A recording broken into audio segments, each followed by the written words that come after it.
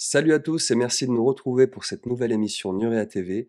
J'ai le plaisir d'accueillir une nouvelle fois sur notre antenne Anaël Parks et nous poursuivons la découverte de cet ouvrage, Black Programme, OVNI et base souterraine. Aujourd'hui, on s'intéresse tout particulièrement au personnage énigmatique de John Lear. C'est tout de suite sur Nurea.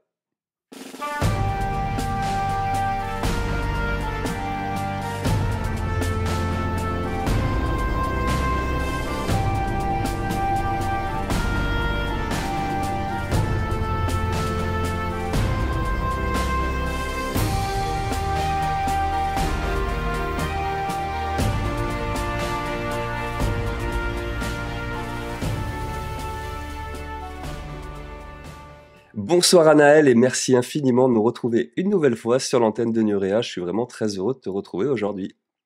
Bonsoir Guillaume, bonsoir les Nuréens. Je suis ravie de vous retrouver pour cette émission consacrée à John Lear, une figure à la fois de l'ufologie et de la conspiration. On va voir que c'est un personnage central de ton ouvrage, hop, Black Programme. Alors, on a déjà fait plusieurs émissions et avant de démarrer, je voulais vraiment te remercier au nom de tous les Nuréens. Je ne sais pas si vous vous rendez compte, les amis, c'est déjà la quatrième émission qu'on consacre à ce livre et il va y en avoir plusieurs autres qui vont suivre derrière. Ce qui veut dire tout simplement que Anaël Parks, eh ben, elle vient partager presque l'intégralité. Je dis presque parce que, encore une fois, les vidéos ne remplaceront jamais un livre, mais une bonne partie de cet ouvrage, eh ben, on le découvre au fur et à mesure, de mois en mois, et c'est extrêmement rare qu'un chercheur vienne nous délivrer un peu tout le fruit de son travail en accès libre sur Internet. Et donc, je voulais te remercier pour ça, Anaël, parce que c'est une démarche peu commune. Et aussi vous encourager, les amis, si vous ne l'avez pas encore lu, à lire Black Programme. Je n'insisterai jamais assez. Les livres avant tout. Aujourd'hui, c'est une figure centrale de l'ouvrage qu'on va découvrir, ce fameux John Lear. Ce nom, moi, avant Black Programme, je le connaissais peut-être de loin, je l'avais entendu une fois ou deux, mais ça restait voilà, un personnage au milieu de la nébuleuse ufologique. Toi, tu nous présentes à travers tes travaux un personnage central, un personnage qui tire des ficelles en coulisses, et ces ficelles, on va le voir, elles débouchent sur des croyances ufologiques, en tout cas ce qu'on toi tu présentes comme des croyances ufologiques. Donc merci de venir nous présenter la vie, le parcours et l'œuvre de ce fameux John Lear. C'est un grand privilège pour moi de pouvoir présenter aujourd'hui aux Nuréens la somme en fait de ces 3 années d'études approfondies à la fois sur le sujet de John Lear et tous les sujets périphériques autour du monde OVNI et UFO. On va dépeindre, j'insiste, par contre, c'est une émission qui est succincte. Je vais faire au mieux pour que ce soit pas ni trop long ni trop court, mais sachez qu'il y aurait sûrement tant à dire, puisque c'est quand même un homme qui a une vie extrêmement vaste et qui a été extrêmement riche. Pourquoi? Parce que c'est un homme qui, à la fois, a touché à l'aviation dès le plus jeune âge, qui est issu lui-même, on va dire, d'une histoire familiale qui est très riche, qui est un pilote émérite. Je dis 19 000 heures de vol, c'est énorme, en tout cas, considérant à l'époque où il a commencé, c'était parmi les recordmen, et on parlera justement de ces records, notamment en record de vitesse. C'est un ex-agent de la CIA. Je dis bien ex, pourquoi? Normalement, pour ceux qui ont un petit peu lu le livre ou qui connaissent par intérêt le sujet voilà, des milieux secrets, on ne sort jamais des milieux comme ceci. On n'est jamais à la retraite. Il n'y a qu'un seul moyen d'en sortir, c'est les pieds devant. Et sinon, on ne prend jamais sa retraite. Donc c'est très intéressant de voir quelqu'un qui est sorti du circuit. C'est quelqu'un qui est versé également dans l'art de la cryptologie. C'est un des pivots essentiels qui conditionne toute l'enquête de Black Programme. Pilote de ligne, instructeur de vol, instructeur au sol, régulateur d'aéronef, navigateur de vol, ingénieur de vol, mécanicien, installateur de parachute principal et opérateur de tour de contrôle. C'est l'homme qui disposait de l'ensemble de toutes les qualifications professionnelles liées à l'aviation. C'est un recordman émérite. Né en 42, disparu en 2022. J'aurais été plus qu'honorée de pouvoir le rencontrer de son vivant pour notamment peut-être le confronter à l'étude que j'ai produite en Black Programme qui, je suis sûre, n'aurait pas manqué d'intéresser cet homme extrêmement ouvert et extrêmement intelligent. Avant de poursuivre l'émission, deux, trois petites précisions. Déjà, tu parlais de cryptologie. Euh, Précisons bien, on ne parle pas de cryptozoologie, donc vous oubliez Bigfoot, Loch Ness et tout ça, c'est de la cryptologie, donc la manière de décrypter les communications. Et puis aussi, je voulais quand même préciser que pour comprendre un peu tout ton travail autour de ce livre Black Programme, euh, Il y a le livre, j'en parlais. Et puis, je pense qu'il peut être utile pour nos auditeurs de voir les précédentes émissions. Il y en a déjà trois.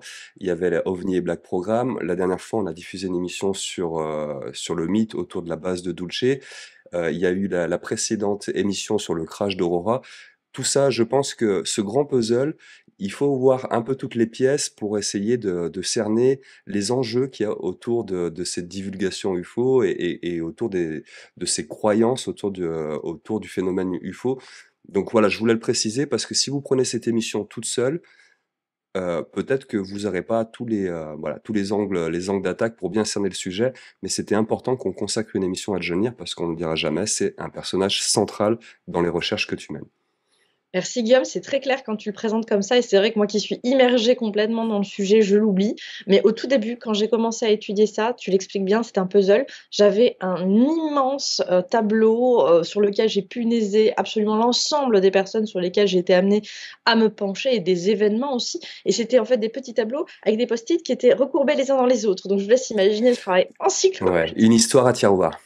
Voilà, exactement, c'est ce terme-là. Donc surtout, ne soyez pas effrayés d'aller regarder le reste des émissions qui sont tout aussi riches, denses. Ça sera jamais une perte de temps. Au contraire, c'est disposer davantage d'éléments pour vous façonner votre propre opinion vis-à-vis des faits qu'on rapporte. Parce qu'encore une fois, la mission de ces émissions, ou en tout cas son ambition, c'est de vous apporter des éléments comme support de votre réflexion. Ouais. Et donc sous la vidéo, vous aurez tous les liens des précédentes émissions en lien avec Black Programme et surtout, vous avez le lien si vous souhaitez commander le livre. Là encore une fois, je suis pas un VRP les amis, mais pour vraiment comprendre, j'ai jamais rien trouvé de mieux que les livres et celui-ci en particulier. Je te laisse poursuivre, on découvre John Lear, c'est parti. Merci beaucoup, Guillaume. Alors, cet homme donc, est aussi le détenteur de 17, j'avais oublié, 17 records du monde de vitesse à bord d'appareils différents, plus d'une centaine d'appareils différents conduits. Alors, pour vous aujourd'hui, peut-être comme on a accès à des jeux vidéo, on est très ouvert sur le monde de l'aviation de manière différente, ça vous paraît rien. Il faut comprendre que c'est vraiment le vrai James Bond. C'est vraiment un personnage qui sait tout faire, qui parle plusieurs langues. C'est un homme d'action qu'on s'apprête à découvrir et un homme d'action qui se confronte au paranormal alors que ses ambitions professionnelles auraient dû l'en éloigner, puisque quand on pense agent secret, on pense parangon de la rationalité, on pense voilà des hommes qui sont bien les pieds sur terre. Eh bien non, il avait aussi la tête dans les étoiles comme la plupart des Nuréens. Cet homme donc ne sort pas de nulle part. Je vous présente une généalogie, j'insiste, non exhaustive et succincte, basée sur les éléments que John Lear a communiqués lui-même au cours de différentes interviews. Ceux qui ont lu Black Programme sont familiers avec Hall Olsen, évidemment. Et enfin, là, vous avez aussi dans ses parents directs, puisque ça c'est son grand-père maternel, Hall Olsen, Bill Lear, son père, fondateur de Learjet, et Moya Olsen, dont je n'ai trouvé une photo, on va dire que sur voilà, les dernières périodes de sa vie, je n'ai pas elle jeune, donc vous comprenez l'écart en fait d'âge entre la photo de ses deux parents. N'est De pas même, significatif. oui, voilà, ne le prenez pas comme des photos qui auraient été contemporaines du tout, surtout que Monsieur Bill Lear a quitté ce monde il y a pas mal d'années quand même. Donc, il est issu, monsieur John Olsen Lear, d'une fratrie qui se compose de David, Chanda et Tina. Donc, on a en tout cas ceux-là qui ont été portés à l'attention du public. J'ai une photo de Chanda qui a été proposée par John Lear sur ses propres réseaux sociaux et sur ses sites personnels. Donc, c'est pas ni des documents secrets, ni exhumés contre la volonté de qui que ce soit. Je me base sur des renseignements publics qui ont été communiqués volontairement de la part de John Lear. Et pourquoi je ne les ai pas mis, par exemple, dans Black Programme? Parce que déjà, j'estime que ça se fait pas. C'est une histoire de pudeur. Je peux pas publier des photos d'enfance de quelqu'un qui est décédé sans obtenir son avis. C'était donc pas possible. Donc, je le mets dans cette émission aujourd'hui pour le porter à votre connaissance, mais ça n'apparaît pas dans le livre, comme certaines autres photos, comme la photo, par exemple, de Bill Lear. Vous le voyez sur ce slide-là. On voit un petit peu qui est le père de John Lear. Donc, né en 1902, décédé en 1978. C'est un pionnier de l'aviation. C'est surtout le fondateur donc de Learjet Corp, pardon, qui a été placé sous la houlette de plusieurs grands consortiums de l'aérodynamique comme Bombardier. C'est un homme, là aussi, le père de John Lear, c'est pas n'importe qui. 140 brevets. C'est un homme qui est un précurseur. C'est un ingénieur radio et surtout l'inventeur de la radio automobile, j'allais dire actuelle, mais plus personne maintenant n'a vraiment de radio. Mais vous voyez très bien de quoi je parle, ceux qui sont nés entre les années 80 et On se 2000. souvient tous. Moi, j'ai encore le poste radio dans la voiture. Ah, ouais. C'est que ça À existe l'ancienne. vraiment. Il y a très peu de temps, j'avais encore les cassettes dans la voiture. Non, moi, je suis vintage jusqu'au bout, mais malheureusement, il est tombé en panne. Ouais, ça, c'est triste et la vraie question, c'était: «Est-ce que tu remontais tes cassettes avec un stylo ou pas?» Est-ce qu'on allait au bout? On a tous fait ça étant jeune, faire tourner la cassette avec le stylo. Mais ça, les plus jeunes qui nous écoutent aujourd'hui se disent: «Mais de quoi il parle?» Non, non, on peut faire ça avec un CD, mais ça n'aura pas le même effet. En tout cas, Monsieur Lear, voilà, le père Lear, là aussi un personnage central dans l'aviation, mondiale, américaine et mondiale. Un ingénieur de renom, un homme d'affaires exceptionnel, on peut le dire, un multimillionnaire. Donc c'est un homme d'envergure et surtout l'inventeur, imaginez donc, d'une matière, le lyrium. Il a quand même, cet homme-là, Bill Lear, inventé, alors c'est un CFC, alors je ne suis pas du tout spécialiste en physique, un chlorofluorocarbone qui est à la fois une arme et un carburant. C'est quand même assez énorme. Vous imaginez, enfin, tout le monde n'a pas un grand-père qui a inventé un carburant ou une arme. Et c'est un usage qui a dû être régulé au point où il y a eu des accords internationaux pour essayer de restreindre son usage, de risque qu'il puisse y avoir des abus et des attaques en particulier. Donc je vous propose une vue d'artiste parce qu'on n'a pas d'aperçu de ce à quoi c'était censé ressembler ce fameux lyrium. Imaginez ce composant mystérieux comme propulsant, comme fuel pour des appareils dans des black programmes. Je veux dire, encore une fois, dès le début de sa généalogie, on trouve des éléments qui permettent de comprendre tous les points d'intérêt très particuliers que John Lear entretiendra tout au long de sa vie. En tout cas, on retiendra que Bill Lear a donné son nom à un composant qui certes peut être l'objet de progrès techniques incroyables en termes de propulsion, mais aussi d'armes de destruction. Je suis pas sûr d'avoir envie de donner mon nom à une arme, moi. Je compatis et c'est vrai que je pense que cet homme, encore une fois, on le voit, Bill, souvent, il y a eu beaucoup de conflits, on en parlera avec John et ça n'empêche que c'est un homme qui, malgré son côté très rêche, très dur, très affairiste, avait une, je pense sincèrement, comme son fils, une volonté patriotique, philanthropique au fond, de vouloir aider l'humanité, d'apporter du mieux. Et ce lyrium, je pense qu'à la base, il a été conçu comme quelque chose qui devait remplacer le pétrole, très simplement. C'est simplement ce genre de poursuite, ce genre de recherche qui n'a pour but à la base que d'apporter du mieux, mais qui a peut-être mal tourné ou est tombé entre de mauvaises mains, l'histoire nous le dira. Ça, c'est le genre de choses qui arrive fréquemment. Pensez aux travaux d'Einstein. Oh, ça, on en parlera à nouveau très bientôt d'Einstein. Je voulais vous proposer une petite devinette. Mais quel rapport existe-t-il entre des programmes secrets américains et Pépé le Putois? C'est quand même assez marginal. Je pense que personne jusqu'ici ne s'était posé la question en ces termes. Heu, Citer Pépé le Putois dans une émission sur l'ufologie, moi, je m'y attendais pas. En fait, il faut savoir que donc Putois, en anglais, se dit skunk. Et skunk, qu'est-ce que c'est? Ce sont les skunk works. Et en fait, c'est un ADP, c'est un programme de Lockheed Martin. Qu'est-ce qu'un ADP? C'est un Advanced Development Programs. Et qu'est-ce que c'est? C'est le développement de programmes secrets, d'armement, ou en tout cas le développement de choses qui sont destinées à rester loin de l'exploitation commerciale et loin des yeux du public, simplement destinées à l'armée. Pourquoi est-ce que comment on appellerait ça, ce département de Lockheed Martin s'est retrouvé affublé d'un nom pareil, eh bien simplement cela vient d'une des toutes premières missions qu'a poursuivi ce département, c'était la Skunk Work et en fait c'était le développement d'une arme particulière ou en tout cas d'un senseur particulier et nous verrons ensuite de quoi il s'agit. Et ça a été développé comment? Sous un chapiteau de cirque en périphérie d'une usine de plastique et ça sentait extrêmement mauvais. Et donc en fait ils ont créé tout un jeu de mots autour de la puanteur et du secret, Mmh. d'où ce doux sobriquet qui finalement fut affublé à cet étrange et secret département qui donna notamment le jour au U2. Sur cette petite slide que je vous propose, vous avez donc Ben Rich, qui est l'un des anciens directeurs de Lockheed Skunk Works, et à côté de lui, vous avez un autre appareil classifié dont le nom m'échappe, mais ce que vous voyez depuis, qu'on appelle ça la fenêtre, là, c'est bien la vue d'un U2.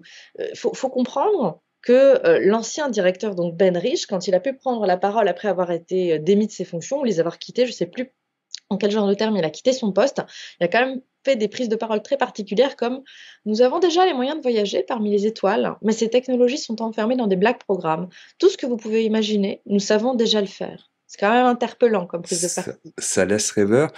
Soit dit en passant, Lockheed Martin, ça fait partie de ces grands consortiums industriels qui sont au cœur du monde ufologique. Quand on parle rétro-ingénierie, on pense Boeing, Lockheed Martin et ce genre d'entreprise et c'est les noms qui sont ressortis d'ailleurs, notamment dans les phases de divulgation, dont on sera un jour amené à reparler. Tout à fait, comme la Northrop, qui est un petit peu plus confidentielle, mais qui pèse beaucoup plus lourd. Moins on connaît le nom, plus, Oui. plus c'est important. Je pense que c'est comme ça qu'il faut le prendre. C'est toujours, voilà, très interpellant, en effet. Alors, je voulais revenir un instant sur juste Ben Rich, donc né en 1925, décédé en 1995. C'est le père du Lockheed Martin U-2 Dragon Lady que vous pouvez voir à gauche et ensuite à droite du Blackbird. On en a pas mal parlé dans l'émission concernant les ovnis et les drones et je renvoie, voilà, les curieux intéressés à aller consulter cette émission. Comme je l'avais évoqué également dans cette émission, bah, on se dit, bon, un avion, bah, il y a un gars, il pilote un avion, c'est pas déjà n'importe quel avion. Ils sont soumis à des pressions G, à des forces en fait d'écrasement et de pression extrêmement importantes. Donc il faut des combinaisons particulières pour que le corps ne souffre pas trop, le corps du pilote ne souffre pas trop de cette pression et de ces dépressurisations. Pareil, là on le voit bien sur le casque qui est présent en haut à gauche, ce système en fait qui permet d'insérer de l'air dans les poumons quand ça va trop vite ou les poumons risquent de s'effondrer, de s'écraser. C'est vraiment très technique. Ce n'est pas juste un petit avion comme un pilote d'hélicoptère. S'il n'y avait pas ça, d'ailleurs, je l'ai relevé dans une notice d'un YouTube, sans cette combinaison, le sang des pilotes entrerait en ébullition. C'est juste écrit comme ça. Donc c'est quand même, j'insiste, en termes de conséquences sur le corps, ce n'est pas anodin du tout. C'est important ce que tu dis là parce que quand on parle, euh, qu'on se pose la question ovni, technologie exogène ou technologie secrète humaine, un des arguments que moi le premier j'ai avancé, c'est de se dire que oui, ce serait peut-être des technologies humaines, mais les prouesses en termes de vitesse, de changement de direction font que le corps ne résisterait pas, le corps humain ne résisterait pas à ces technologies. Là, on découvre à travers ce diapo qu'il y a quand même aussi des technologies cette combinaison qui viennent permettre au corps humain de supporter à un certain niveau, j'ai envie de dire, les contraintes des vols que permettent ces machines. Tout à fait et surtout ce à quoi il faut vraiment s'attacher, c'est que ça, c'est des choses déclassifiées. Là, on est sur des éléments extrêmement obsolètes qui ont plus de 50 ans. Je vous laisse imaginer aujourd'hui de quoi se sont dotées les différentes armées qui possèdent ce type d'appareil, si tant est encore, et c'était là toute la question de l'émission sur les ovnis et les drones, est-ce qu'ils sont encore pilotés par des hommes qui se trouvent à l'intérieur de ces appareils-là est toute la question. Que s'est-il passé donc avec ces fameux U-2 Dragon Lady? Eh ben, ils ont été testés sur les fameuses zones de Zone 51 et Groom Lake. C'est bien la Skunk Work, donc de Lockheed Martin, qui a été affectée à l'exploitation de ces zones extrêmement sensibles entre 1950 et 1990. Et c'est là qu'ont été effectués les vols tests des U-2, mais également de certains UAP ou UKV. La différence UAP-UKV, vous avez simplement des engins de reconnaissance et des engins qui sont là pour faire plus de dégâts, on va dire ça comme ça. Donc là aussi, petite réflexion à mener. Zone 51, on l'associe tous à de la rétro-ingénierie, de la possession de vaisseaux exogènes, de corps exogènes. Là, on peut aussi se rappeler qu'il y a des entreprises militaro-industrielles qui bossaient sur place et qui développaient leur propre programme, les fameux Black Programmes. Tout à fait et en plus, ce que j'aime vraiment rappeler, c'est que l'un n'exclut pas l'autre. C'est juste que j'ai pas la preuve pour, la détention de corps extraterrestres ou d'autres éléments. C'est juste, voilà, là-dessus qu'il faut se focaliser, je pense. On a des preuves pour l'exploitation du U-2. Faut quand même savoir que donc ce fameux Dragon Lady représente près de 50 des ovnis déclarés aux activités, enfin aux instituts chargés de la surveillance aérienne des États-Unis. Et ça a été uniquement déclassifié cette année, non, l'année dernière 2024 par la HARO, qui est le nouveau, on va dire, institut qui est en charge de déclassifier tout ce qui est en lien, on va dire démystifier même plutôt, sa mission, ça a été ça, tout ce qui est en lien avec les ovnis. Et on voit bien, il y a toutes les raisons de croire qu'effectivement, comme tu l'évoquais, puisqu'on s'attache à ces zones qui ont été associées à l'idée des ovnis et qui a bien eu exploitation d'appareils à l'époque occulte, il y a des chances qu'effectivement au moins la moitié pourrait correspondre à des vols d'essai de U-2. Et c'est pas excluant, ça veut pas décrédibiliser totalement la théorie ovni, ce que je veux vous dire, ou ovni extraterrestre pour être plus précise. Ça veut juste dire attention, là on nous donne des éléments pertinents qui nous permettent de bien comprendre ce qu'il s'est passé à cet endroit-là. Et le U-2, on va en parler. Regardez cette slide. Mais Kezako sur le tarmac à côté de mon U-2. Et oui, on dit U-2 depuis le début aussi. Il faut bien comprendre que je ne parle pas du groupe. C'est vrai que ça pourrait créer une confusion, ça. Qui a dû s'inspirer du nom de l'avion. Exactement. Alors, qu'est-ce que vous pourriez imaginer qui se trouve sur ce tarmac? On dirait qu'il y a tout un tas de petits micro-ondes ou de petits chiens robots. C'est assez amusant.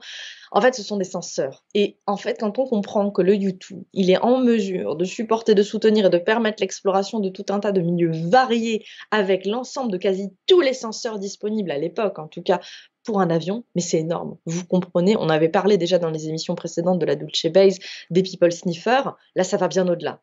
rien ne lui échappe. Le You-Too, c'est l'œil qui voit tout. D'accord. Et donc ça, c'est on va dire le grand bébé, de l'entreprise, Learjet. Revenons un peu plus à John. John, quand est-ce qu'il est né? Il est né en 1942. Je vous propose un cliché qu'il a diffusé de lui et son père. Je pense que c'est important de voir des photos comme ça. Pourquoi? Non pas que je trouve, ce bambin absolument charmant, bien sûr, c'est juste qu'on comprend qu'on a affaire à des vraies personnes. Parce que souvent les débats d'idées et les joutes, idéologiques qui se jouent dans le milieu UFO, on dirait que c'est des think tanks, vous savez, simplement comme des entreprises qui s'affrontent. Non, il y a vraiment des gens, il y a vraiment des vies, il y a des histoires de vie personnelles. Oui, et des logiques humaines qui conduisent, aux actions qu'on découvre. Exactement et voilà, des motivations extrêmement personnelles. Alors c'est adorable là de voir, Shanda et John ensemble. Encore une fois, on voit des enfants qui s'amusent à se déguiser. Je trouve que c'est extrêmement touchant puisque se déguiser, ça va être un peu le maître mot de la carrière de John Lear. On voit ensuite une photo, une des rares photos de moments d'affection de John Lear et son père. Il faut savoir que voilà, ils ont eu une relation extrêmement chaotique. Donc c'est vrai que c'est touchant de les voir là réunis autour, bah, du Lear fan. On en reparlera un petit peu plus tard, cet appareil assez important également dans la carrière, enfin en tout cas dans l'histoire de la maison Learjet. En 1956, John Lear n'a que 14 ans et il passera, pardonnez-moi, 40 heures pas consécutives, pardonnez-moi, 40 heures intensives d'entraînement dans ce qu'on appelle une Blue Box ou aussi un Link Trainer. C'est un simulateur de vol qui lui a permis, en tout cas ça s'est passé à Santa Monica, qui lui a permis de devenir le pilote qu'il allait devenir. C'est un homme capable d'une concentration qui est énorme, capable, on va le voir dans tous les records, il a battu 17 records du monde, je crois, de vitesse, de se concentrer. Je veux dire, souvent, on le voit, donc j'insiste, comme le James Bond, le véritable James Bond, quelqu'un voilà, d'envergure, on ne se rend pas compte de la force de caractère, de l'intelligence et du caractère multipotentiel de cet homme. Et déjà à 14 ans, enfin, réaliser ce type de prouesse, moi j'en reste assez admirative. On le voit là dans cette photo où il est à bord d'un appareil. Vous allez voir qu'en plus, l'histoire de John Lear, elle aurait pu s'arrêter extrêmement vite, notamment en lien avec l'aviation. C'est un garçon qui va entreprendre des études entre 1959 à 1960, que ça soit à Santa Monica, mais également il l'évoque à La Rosée en Suisse. Alors là, je vous propose donc sa photo, la photo de sa carte d'étudiant à Santa Monica. J'ai pas retrouvé celle de La Rosée. Pourquoi c'est intéressant de savoir qu'il a pu fréquenter des établissements suisses? Ça explique son côté polyglotte aussi, anglais, allemand, français, également des dialectes asiatiques, parce qu'on va en parler un petit peu plus tard dans sa carrière, ça a de l'importance. Comprenez, encore une fois, qu'on peut tous s'identifier quelque part à ce James Bond. J'insiste, c'est quelqu'un qui avait, à mon avis, je ne sais pas si son QI a été chiffré, ça devait être quelqu'un qui avait sacrément une intelligence presque prédatrice. Ça, on en parlera un petit peu plus tard. On est en face d'un personnage hors norme, ça vous allez le découvrir dans l'émission, mais quoi qu'on en pense, aujourd'hui l'émission, elle n'est pas un jugement de valeur sur la personne de John Lear, elle est d'amener des faits, de voir quelle pourrait être son implication par rapport à la composante UFO, mais aussi de présenter le caractère assez extraordinaire de cet homme-là et de son parcours. Et de sa trajectoire, parce que vous allez voir, on n'a pas tort pour certains, on va dire, personnes intéressées ou imprégnées par le milieu UFO, de s'amalgamer à lui parce que la trajectoire, en fait, on va la voir, est assez commune et assez partagée en termes humains. Je ne parle pas en termes professionnels parce que sa vie professionnelle est absolument hors norme. C'est C'est un sûr. initié, on en parlera à bien des égards. À 17 ans, c'est quand même un garçon qui, tout seul, va payer un guide pour l'emmener tout en haut du mont Matterhorn, pardon, en Suisse. Encore une fois, je ne sais pas quel genre de garçon de 17 ans, enfin, vous allez me dire, oui, il y en a un très célèbre, je crois que c'est Inox Tag, qui est allé tout en haut, je sais plus, c'est le Mont Blanc, l'Everest, je ne sais plus ce qu'il nous a fait celui-là, mais ok, mais c'est pas commun. Je ne sais pas quel genre d'enfant est animé par ce type de désir. En tout cas, moi, ce qui m'a intéressé, c'est que ce soit passé en Suisse. Pourquoi? Mais qu'est-ce qu'il y avait déjà à l'époque en Suisse? Le réduit suisse. Alors, les stations souterraines militaires secrètes, on en parle beaucoup dans Black Programme. J'en parlerai pas à nouveau ici, on en a parlé dans la Dulce Bay. Je pense que c'est suffisamment clair. Et la question que je me suis posée, je ne suis pas en mesure de vous apporter un point final.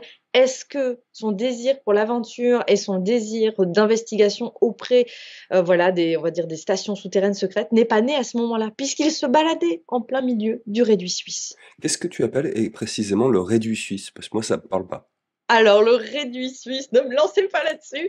Imaginez une ville souterraine qui fait presque la taille de la Suisse. C'est des centaines de kilomètres souterrain. Et en fait, pourquoi ça a été bâti? Ça a été bâti entre la première, la deuxième, et ça a été poursuivi, ce projet, durant la guerre froide. C'était censé, pour la Suisse, survivre à un grand conflit nucléaire total, en fait. Et c'est à la fois pour planquer des biens, planquer de l'or, enfin, tout ce qu'on peut imaginer qui serait en lien, voilà, avec le fait de receler deux, trois petites choses, mais c'est surtout pour se cacher et survivre. Donc, il faut imaginer, ceux qui ont vu Silo ou Paradise plus récemment sur Apple TV, vous avez cette idée-là. Alors, bien sûr, il n'y a pas d'hologramme avec un soleil ou des choses comme on a vu dans nos visions avec Anton Parks, comme Shalim, avec ce soleil, voilà. Vous n'avez pas des microclimats, mais vous avez quand même des centaines de kilomètres.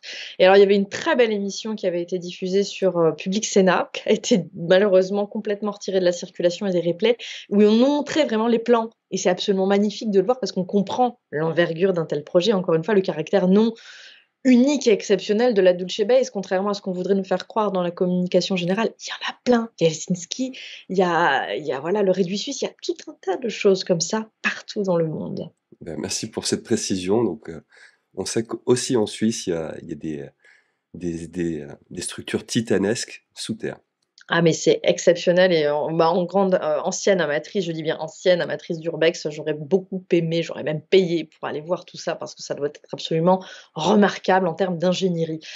On retourne avec John Lear en 1960. Faut savoir qu'à ce moment-là de sa vie, cet homme, vraiment la vie aurait pu s'arrêter là pour lui, tout simplement. Il a vécu un accident vraiment exceptionnel en 1960.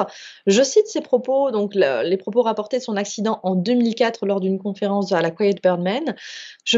Donc c'est John Lear qui parle. Je me suis brisé les deux pieds et les chevilles. J'ai cassé mes deux jambes en 3 endroits. Je me suis écrasé le cou. J'ai cassé les 2 côtés de ma mâchoire. J'ai perdu toutes mes dents de devant. J'ai attrapé une gangrène à l'une des plaies ouvertes de mes chevilles. J'ai été envoyé de Suisse à la clinique de Lovelace d'Albuquerque où Randy Lovelace m'a guéri.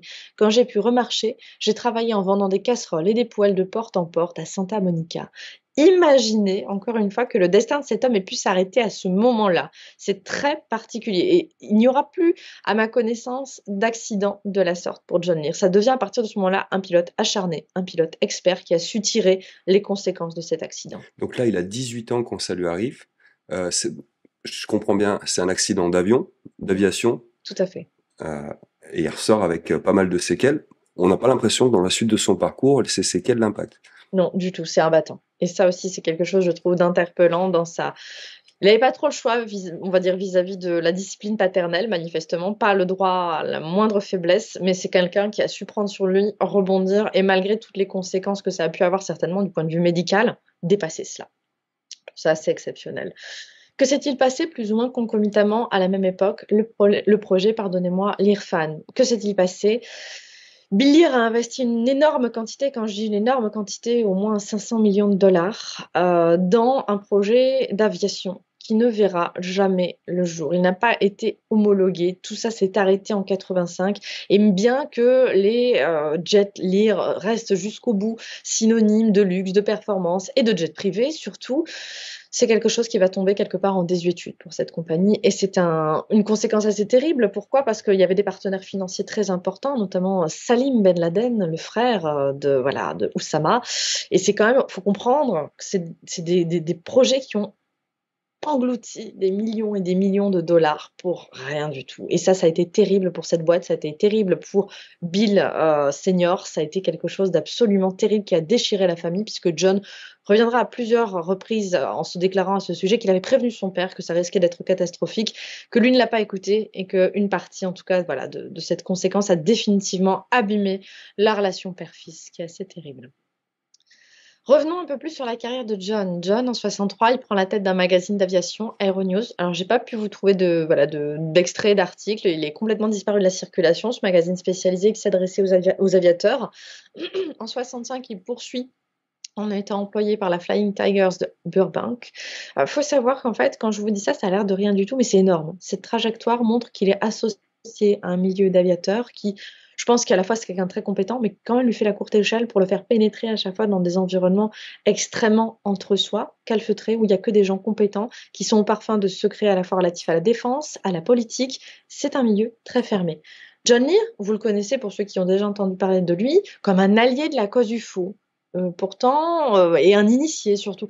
Et pourtant, au début, encore une fois, 65, c'est pas du tout le profil psychologique de cet homme. C'est très intéressant de revenir là-dessus. Avant 20 ans avant qu'on va dire, il développe cette affinité au sujet de l'OVNI, enfin des OVNI et surtout de la théorie extraterrestre. En 65, il a 24 ans, c'est un pilote émérite, extrêmement reconnu. Donc là, je vous ai trouvé un de ses certificats de vol parce qu'on dit il vole, je pourrais tout à fait raconter n'importe quoi. Comme beaucoup de gens dans le milieu UFO le font allègrement, là, je vous propose des certificats et des éléments de sa vie privée qu'il a lui-même dûment communiqué au public. Donc, je ne suis pas allée chercher des choses cachées, c'est vraiment lui, c'est sa volonté. Et donc, vous pouvez voir qu'effectivement, c'est un homme qui a été embauché à de plusieurs reprises, qu'il a battu des records de vitesse. Et à la base, il a quand même en 65 publié un article qui est extrêmement critique à l'endroit de la théorie ufologique relative aux extraterrestres. Alors, en fait, j'ai cherché pendant un petit moment, malheureusement, j'ai pas pu retrouver l'article dans son intégralité. Je ne sais pas pourquoi. En tout cas, ce que l'on sait par des citations consécutives, c'est que dans cet article, John Lear se montre notamment hostile au rapport Robertson, qu'il juge censuré. Alors, qu'est-ce que c'est le panel Robertson, excusez-moi?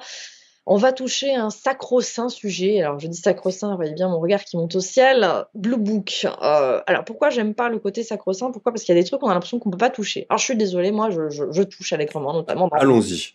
dans Black Programme, j'y suis de bon cœur. Il faut oser, parfois, reprendre un point de vue qui soit propre sur les sujets plutôt que d'accepter l'idéologie qui peut être transmise de manière conventionnelle à ces sujets-là.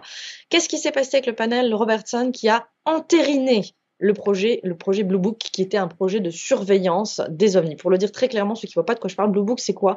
C'est un projet, en gros, des affaires pas étrangères, mais des affaires intérieures des États-Unis qui avaient pour but de surveiller est-ce que les ovnis existent, est-ce que les ovnis représentent une menace. Blue Book, ça n'avait que deux questions à répondre. Est-ce qu'il y a des ovnis? Est-ce qu'ils sont dangereux? On n'en parlait pas des extraterrestres. Et qu'est-ce qui s'est passé? Le panel Robertson, qui a investigué toutes les études entérinées par Blue Book, enfin entreprises par Blue Book, ils ont dit non, il n'y a rien, arrêtez de vous énerver, alors même qu'en 52, on avait un accroissement significatif de ces signalements on va dire, d'engins non identifiés, encore une fois, d'OVNI, du AP, et on le sait maintenant, donc les fameux U2. Et qu'est-ce qui s'est passé? Maintenant, on le sait, donc je vous propose un élément de déclassification dans Contexte 1 bis qui nous permet de bien voir qu'effectivement, le ministère aujourd'hui et la CIA reconnaissent dûment qu'au moins la moitié de ce qui a été vu en 52 représente des U2, des appareils d'expérimentation, dont la plupart étaient pilotés par des pilotes non américains en cas de crash pour éviter toute problématique, surtout en crash en terre étrangère, ça aurait été assez problématique du point de vue diplomatique. Et enfin, contexte 2, ce rapport Robertson, qu'est-ce qu'il a fait? Il a dit, il n'y a même pas de lieu à étudier ça. Et si vous êtes un universitaire et que vous étudiez ce type de sujet, non seulement vous êtes décrédibilisé, mais non seulement on vous retire vos fonds et possiblement votre diplôme ou votre chaire. Donc c'est votre chaire universitaire, pas la chaire des autres, quoi. Vous comprenez. Et ça, c'est essentiel. C'est énorme. En gros, le rapport Robertson condamne, met une chape de plomb sur le phénomène UFO et l'empêche d'être l'objet d'études, d'intérêt, bref, circuler, il y a rien à voir. Quand tu dis que John Lear écrit un article à charge contre le panel Robertson, ça veut dire que pour lui, le phénomène UFO est crédible, en tout cas digne d'investigation. Il est crédible, il y a des activités humaines, représentent une menace pour la sécurité américaine et il condamne en fait le rapport en disant que ça a certainement été caviardé, que ça a été déjà certaines informations ne sont pas posées à la portée du public. Pourquoi? Parce que on en a supprimé, vous connaissez le système du caviardage, et que ça aurait mérité d'être divulgué. En fait, j'insiste, la démarche de John Lear, elle est patriote à la base, elle est philanthropique. C'est je sens qu'il y a un danger pour la communauté américaine, je sens qu'il y a un danger pour mon pays, peut-être même pour l'humanité. Il faut que tout le monde soit au courant et arrêter de parler d'extraterrestres parce que ça se fait pas, ça décrédibilise le sujet. Voilà sa position en 65. Ah C'est d'accord. Donc relativement en gros, passionnant. il défend pas l'hypothèse exogène, Non. mais il défend l'intérêt, qu'on doit avoir à s'intéresser à ces objets non identifiés qui représentent un danger pour la sécurité américaine. C'est ça, et c'est D'accord. juste ça. Et après, sa position va évoluer. Et c'est pour ça, quand on s'imagine John Lear, je sais pas, depuis l'enfance, passionné des extraterrestres, alors pas du tout. Donc voilà, il faut recadrer la chose. A priori, c'est quelqu'un qui était hostile, qui trouvait que ça décrédibilisait le débat et qu'il fallait le recentrer sur la sécurité américaine. Pourquoi? Parce que c'est quand même quelqu'un qui est lié à l'armée, c'est quelqu'un qui a des connaissances en aviation, donc il savait de quoi il parlait. C'était son domaine d'expertise. Et c'est pas peu dire. Pourquoi? Parce que John Lear, c'est un pilote reconnu, associé à des programmes secrets de l'armée américaine, donc des Black Programs. Alors encore une fois, ce ne sont pas des assertions gratuites. Je vous montre sur cette slide John Lear, à côté de son... Alors c'est un O2B, ou appelé aussi Maître du ciel, qui était situé au Vietnam. Alors c'est un magnifique avion, pourquoi? À bien des égards. Déjà, il n'a pas une forme habituelle. En termes de détection radar, ça devait être tout un drame. Son ventre, il est blanc, son dessus est de couleur foncée, ce qui fait qu'il est extrêmement dur à repérer déjà en visuel. Je ne parle même pas au radar, parce qu'il a une forme, vous allez voir, au niveau de sa queue qui n'est pas du tout habituelle. Et en fait, c'est un appareil qui servait à plusieurs choses, à la fois des missions de reconnaissance discrètes, mais également à des largages et à d'autres encore missions secrètes on s'apprêtera à voir en détail avec des sources, encore une fois, parce que je ne fais pas d'assertion gratuite. Donc ce monsieur, John Lear, a été associé à des PSYOPs dans la fameuse et très illustre unité MACSOG. Qu'est-ce que c'est? Eh bien, tout simplement, c'est la plus grande unité secrète qui s'est posée dans les pays asiatiques, notamment au Vietnam, envoyée par l'armée américaine. C'est un corps d'élite. Comprenez que John Lear a appartenu à la crème de la crème, non seulement de l'aviation, mais de l'armée et surtout des services secrets américains. Sur cette autre slide, vous avez exactement le même genre de type d'appareil au niveau de la queue, mais en fait, c'est un autre modèle. C'est le Bronco, c'est l'OV-10. Il l'a utilisé au Vietnam, là aussi, et plus particulièrement dans le cadre du programme Lara anti-guérilla. Donc, il faut savoir qu'on touche à nouveau à quelque chose d'ultra secret, d'ultra confidentiel. Donc, quand on me dit John Lear, c'est quelqu'un qui a eu accès à des sources privilégiées, je dis oui, oui, oui, et oui. Ça ne veut pas dire que c'est forcément juste. Je dis juste qu'il a effectivement tenu une place professionnellement, le mettant en contact de manière prédisposée avec des éléments qui rendraient crédibles ces témoignages. Mais encore une fois, c'est pas parce qu'on est sincère qu'on a la vérité. Comprenez bien là toute la nuance. En 70, apparemment, il y a une petite pause sur sa carrière d'aviateur puisqu'il poursuit brièvement un cursus scolaire à la Los Angeles Arts Center School pour un diplôme de design industriel. Je ne sais pas s'il a obtenu. Ce qui est certain, c'est qu'en 71, il va se marier avec son épouse Marily. Vous avez ici une photo de leur mariage que je trouve encore une fois, c'est important de montrer ce type de détails parce qu'on voit la personne, c'est un être vivant, surtout qu'on s'apprête à parler des MACSOG plus en détail. Il est important de comprendre que ces gens-là, bien que c'était des sacrés guerriers, pour le dire simplement comme ça n'en restait pas moins des hommes. Alors, Et qui mettait des bottes de cow-boy avec un smoking, la classe ultime. t'as remarqué toi aussi, c'était Tout le monde l'aurait remarqué. un choix. La grande classe, non, non, mais Alors, cet homme, vous allez vous dire, ceux qui n'ont pas lu Black Program, mais qu'est-ce que le MACSOG? Military Assistance Command, Vietnam Studies and Observation Group. Donc là, vous voyez des patchs. Vous savez, hein, qu'il y a le bananier, là où on met tout, toutes ces, on va dire, ces grandes qualifs. Mais ensuite, on met aussi qu'on appelle ça, d'autres petits patchs qui permettent de s'identifier dans le milieu militaire, qu'ils soient français, qu'ils soient américains ou autres. Et en fait, là, vous voyez les symboles relatifs à la MACSOG et surtout reliés au serpent. En fait, je fais vraiment un débrief un peu prolongé là-dedans dans Black Programme, très, très lié à l'iconographie reptiloïde, on va dire ça comme ça. Mais qu'est-ce que c'est un MACSOG? C'est un agent clandestin qui mène des psyops. Donc, qu'est-ce que ça veut dire quand on dit psyops? Encore une fois, avec toute cette aura un petit peu noire, on se dit, ils ont des pouvoirs magiques. Ah, pas que. Je pense que pas que. Ils avaient aussi des moyens très, très, très, très concrets, pardon, de faire, on va dire, de la disruption, c'est-à-dire de la dissuasion basée à la fois sur des technologies avérées ou sur simplement du bluff. De quoi est doté un MACSOG? Parce qu'encore une fois, qu'il est, on va le voir, je vais vous donner des éléments de preuve. Sa carte, c'est pas que.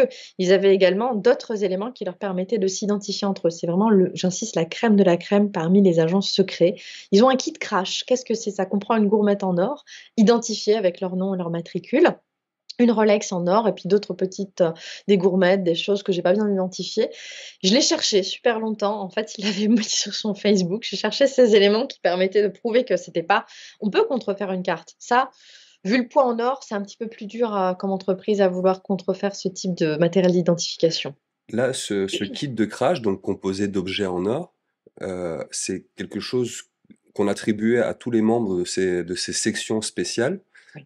Quelle était l'utilité? 2 fonctions. Si vous mourrez, qu'on puisse vous payer des funérailles qui soient pas trop dégueu sur place et si vous êtes vivant, financer avec le poids en or tout simplement, le fait d'être mis en contact ou ramené à une station américaine avancée ou simplement avec un contact qui vous rapatriera, tout simplement. C'est quand même prendre un risque énorme, hein, de les identifier à ce point, mais ils ont tellement de valeur ces pilotes d'élite-là qu'on peut pas se permettre de les perdre. Même à moitié mort, même avec une jambe coupée, c'est quand même encore une fois, ça en dit énormément sur le poids, sur le prix que représentaient ces hommes. J'insiste, c'est la crème de la crème. Là, c'est parfaitement clair. Donc Ce John Lear a bien appartenu au MACSOG et plus particulièrement à l'unité BOA, parce que là, encore une fois, sa carte, il l'a bien divulguée en public. Donc, je me permets de vous la partager parce qu'encore une fois, il y a trop d'assertions gratuites dans le milieu UFO. Et moi, j'ai fait ci, et moi, j'ai fait ça. Ok, moi, je suis toujours très bon public, je veux bien, mais il y a un moment où il faut toujours apporter des preuves. Et cet homme-là, bah, surtout vers la fin de sa vie, il s'est vraiment donné du mal pour diffuser un maximum autour de sa crédibilité, tout simplement. Encore une fois, crédibilité, sincérité. Ça ne veut pas dire vérité, mais au moins, il a fait de son mieux dans cette démarche d'éclairage-là. Donc, on revient sur les MACSOG, toujours 500 personnes. Au total, je crois qu'il y en a eu 2000 dans l'ensemble des MACSOG. C'est un record de médailles, 7 médailles de l'honneur. Alors pour vous, ça vous évoque peut-être rien. Medal of Honor, c'est vraiment la distinction la plus haute au sein de l'armée américaine. C'est vraiment la bravoure ultime, hein. On peut pas faire. C'est le soldat d'élite, encore une fois. Et surtout, ben, on estime que pour un MACSOG, il y avait 100 soldats de mort en face, où qu'on les envoie. C'est des machines à tuer. Voilà. Je peux pas vous en dire plus. C'est des hommes qui sont capables de mourir sur le terrain dans l'anonymat, donc de donner leur vie en tant que patriotes, de se compromettre dans des activités dangereuses sans couverture, de faire des couvertures très complexes aussi. John Lear a beaucoup, beaucoup voyagé sous couverture, donc avec des identités d'emprunt. J'insiste, c'est des gens c'est James Bond. C'est le vrai James Bond dans la vraie vie. Moi, je salue en particulier l'unité BOA. Bon, ils n'ont pas voulu répondre à mes questions. Je peux comprendre, surtout que c'est des hommes certainement très âgés, et des femmes peut-être très âgées maintenant, qui ont peut-être autre chose à faire que de raconter leurs souvenirs de guerre un petit peu affreux. Mais je peux pas dire que j'ai l'admiration, on peut pas parler d'admiration dans le cadre de la guerre. J'ai quand même une estime, que ça soit d'un côté ou de l'autre, des deux côtés de cette guerre, pour les gens qui ont mis leur intelligence au service, et souvent c'était ça, de trouver une paix. Et de trouver une paix rapide et de trouver des solutions intelligentes. Parce que là, je vous parle beaucoup de guerre, boum boum, les gens s'entretuent. Il y avait aussi de l'intelligence, c'est-à-dire, voilà, on parle d'agents secrets, souvent c'est appelé intelligence, d'ailleurs en anglais. C'est pour dire qu'on essaie de réfléchir à des moyens subalternes plus que du conflit direct de résoudre un conflit. Donc il n'y a pas que des gros bourrins dans cette unité. On le voit justement avec cette diapo-là et ce slogan We kill for peace. Moi, il m'a fait froid dans le dos. Je trouve ça tellement. Bon, après, c'est une autre vision de la chose, mais ça rejoint ce que tu disais des super soldats avec des capacités physiques, intellectuelles, opérationnelles incroyables, mais qui étaient là aussi pour peut-être pour accélérer les choses et que les bains de sang soient limités. Tout à fait. En tout cas, c'est l'ambition, je pense, au fond de ces programmes. Il faut savoir qu'effectivement, c'était des gens qui étaient dotés d'armes secrètes, potentiellement, comme je l'évoque dans Black Programme, dopés avec des dopants qui étaient peut-être illégaux. C'est exceptionnel d'imaginer quelqu'un qui est capable de se compromettre à ce point dans son métier parce que c'est pas rien, encore une fois, c'est risquer sa vie. Vous savez, on a toute cette imagerie hollywoodienne, on a les jeux vidéo maintenant qui nous permettent de un centième peut-être de ce que ces gens ont vécu, c'est quelque chose d'aller, je pense, sur le terrain et de vivre ce que cet homme a vécu. Pour moi, comme il en a jamais fait des caisses, John Lear, à ce sujet, il a jamais donné trop de détails. Peut-être qu'il était voilà, sous non-disclosure agreement et c'est fort à parier. Mais surtout, ça en dit très long sur qui il est. Il a survécu à tout ça. Qui survit à ça? Ça en dit très très long sur ses capacités. Donc c'est quand même des gens voilà, qui sont envoyés dans des milieux pour faire de la reconnaissance et en cas de capture, bah, soit ils se font tuer par leur propre, voilà, on va dire leurs compagnons d'armes pour éviter de trop parler, soit pour se faire éliminer et nier toute implication américaine dans des missions un petit peu secrètes. La MACSOG, elle ne s'est pas terminée. Elle va être officiellement dissoute en 71, mais en réalité, ses activités se sont poursuivies au Vietnam grâce à une société écran, Air America, qui était censée être une société civile de transport. Là aussi, c'est pas un truc gratuit que je vous dis, vous pouvez aller gratter au niveau de ce qui a été révélé question CIA. C'est déclassifié, c'est bon, c'est OK. Lui, il l'avait dit longtemps avant, mais ça se vérifie. Donc, encore une fois, ce qui est intéressant, c'est de voir que ces déclarations se vérifient. Et j'insiste, on ne dira jamais assez, c'est pas parce qu'il y a sincérité qu'il y a vérité, mais il y avait une volonté de bien faire chez cet homme, malgré tout. De ses 24 à 34 ans, donc John Lear, il a été pilote pour cette société écran de la CIA, et donc il a fait plein de choses sur lesquelles voilà, on n'a pas trop de visibilité, mais c'est quand même quelqu'un qui, encore une fois, a un lien très, très, très fort avec les services secrets. Qu'est-ce qu'il faisait? Il récupérait, il exfiltrait, et aussi, il décryptait des communications militaires. On en a déjà parlé dans l'émission OVNI et Drone, notamment avec cette histoire d'écoute ou de coupage des câbles sous-marins. Lui, c'était ça, mais avec des câbles, les anciens câbles téléphoniques. Il pouvait également récupérer des munitions, faire transbahuter du fuel, récupérer des appareils adverses ou alliés crachés en zone ennemie. Donc, quand on voit Les fameux et très célèbres hélicoptères noirs non identifiés. Faut bien comprendre que lui, il a pu certainement en conduire en plus des U2. Donc là, on voit un lightning bug, pardon. Donc c'est un drone qui est crocheté, qui est sous un fil, sous un câble d'un de ces fameux hélicoptères noirs. Et encore, celui-là porte des identifications. Le vrai hélico noir, il a vraiment rien sur Ouais, lui. le fameux, il est non identifiable.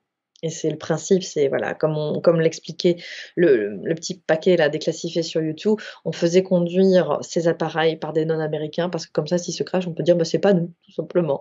C'est voilà, c'est le concept.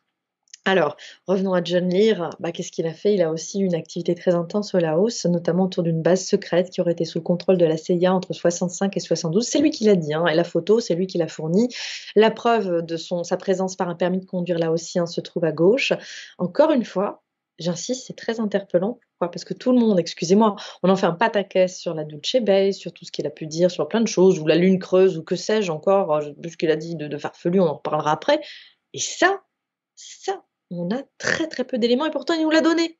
Où il est le fil de la pelote? Comment dévider le reste? Ça reste un petit mystère pour moi, mais j'insiste, c'est une volonté, vraiment de faire passer un message et je pense que jamais John Lear n'a pu réellement dire ce qu'il avait à dire parce qu'il était soit sous non-disclosure agreement, donc ça veut dire l'interdiction de parler, bah, sinon quoi? On finit en tôle, comme tous les ingénieurs dont on a parlé dans OVNI et Drone, avec la Northrop, Lockheed et tout qui finissent en prison parce qu'ils ont un petit peu trop parlé au cours d'un dîner, puis c'est de la prison à vie, et puis c'est Guantanamo, enfin c'est pas une partie de plaisir, vous voyez? Donc il a risqué, je pense, sa vie, mais jamais trop assez pour pouvoir dire ce qu'il avait à dire, ce qui est assez délicat. Encore une fois, autre preuve qu'il a bien travaillé avec la CIA au Laos, vous le voyez avec le général Wang Pao, qui est donc une des têtes, il me semble, de l'armée laotienne de l'époque. Donc on voit bien qu'il a bien occupé les fonctions auxquelles il se revendique, il n'y a pas de doute là-dessus. Après avoir quitté le continent asiatique, on le retrouve en 75 à travailler 2 ans entre au Liban, à Beyrouth, mais en faisant des liens, en fait, depuis le Liban avec 65 autres destinations en 2 ans. Enfin, je ne sais pas si vous imaginez le travail de cet homme, c'est colossal, c'est monumental. Enfin, moi, je veux pas prendre sa place, je vous le dis tout de suite. Quand il est au Liban, il travaille toujours pour les services secrets ou pour l'armée. C'est toujours dans ce cadre-là. C'est pas un pilote civil qui fait des liaisons Beyrouth-Chicago. Non, non, du tout, il fait de la livraison d'armes, enfin, il y a une OP, je crois, qui a bien été, déclassifiée, sur lesquelles effectivement il a assuré du transvahutage d'armes et encore une fois sous couverture, donc c'est pas forcément John Lear qu'on a retrouvé là-bas. Après, il a travaillé également pour la CIA à Budapest, donc encore une fois, on est sur de la haute volée. Pourquoi? Parce que c'est des missions en silence radio, pour du transvahutage d'armes notamment, donc parce qu'il ne voulait pas se faire attraper. Pourquoi on fait silence radio? Pour pas se faire attraper par des gens qui veulent attraper votre cargaison, tout simplement. Et une mission en silence radio, c'est extrêmement tendu. Le risque de mourir ou d'avoir des complications est très élevé. Cet homme, j'insiste, c'est le vrai James Bond. Peu de temps après, en 78, on a le décès du père de John Lear, Bill, avec lequel manifestement il ne s'est jamais réconcilié. Et ensuite, on le retrouve en 79, John Lear a travaillé pour la CIA au Caire. Quand même, j'insiste, voilà, une trajectoire professionnelle très particulière où, encore une fois, on dispose de petits éléments, mais pas assez. Parce que je vous avoue que moi, c'est ces éléments-là qui ont piqué mon intérêt. Bien sûr, la Dulce est intéressante, bien sûr, plein de choses sont intéressantes, mais ça, on a très très peu d'éléments. C'est sûrement là que se sont passés les éléments pivots qui ont conduit à construire le John Lear que nous connaissons, le parrain de la conspiration. Alors c'est très bizarre parce qu'effectivement, on le retrouve en fait plutôt dans une croisade publique contre l'association entre les ovnis et l'hypothèse extraterrestre. C'est un des premiers à parler de soucoupes, mais à pas forcément vouloir les associer aux extraterrestres, notamment parce que je pense que entre 60 et 80, contrairement à ce que voilà, propose l'émission aujourd'hui sur les ovnis et les drones, vous parlez d'un appareil lenticulaire, donc nommément une soucoupe, mais on vous rionnez, vous avez un problème, vous avez trop lu, vous avez trop regardé de films, et lui, il en a vu, manifestement, il a vu des Foo Fighters, il a vu toutes ces choses. Il y a une chasse aux sorcières très claire du point de vue social qui fait que si vous commencez à la ramener sur ce genre de sujet, vous allez passer pour un halluciné, vous allez perdre votre travail. Donc c'est pour ça que lui, il essaye quand même d'approcher le sujet en essayant, je dirais, de raison garder, parce qu'il se dit, je veux garder ma crédibilité professionnelle, mais en même temps parler de ce que j'ai vu, parce que ce que j'ai vu en tant que patriote m'inquiète et me fait me soucier de ce qui pourrait arriver à mes proches, à mes enfants. Ça, Bon. ce qui est certain, c'est que euh, en tant que pilote d'avion, avec le nombre d'heures de vol qu'il a, quand on sait le nombre de déclarations qu'il y a, et c'est la face émergée de l'iceberg par des pilotes de ligne ou des pilotes militaires, on imagine que John Lear, il a forcément vu des choses hors normes lors de ses heures de vol. Et comme tu l'expliques, peut-être que c'est évoquer ce qu'il a vu, de manière un peu safe, sans passer pour un huluberlu, en disant oui, ça existe, mais ne parlez pas d'extraterrestres. En gros, il essaye de trouver un équilibre pour parler de ce qu'il a vu sans risquer de passer pour un fou. Exactement, parce que jusqu'ici, il tient très, très fort à sa carrière professionnelle qui, on le voit, bah, exceptionnelle, hein, il y a pas d'autre mot à dire. C'est une trajectoire remarquable, il n'y a pas à dire.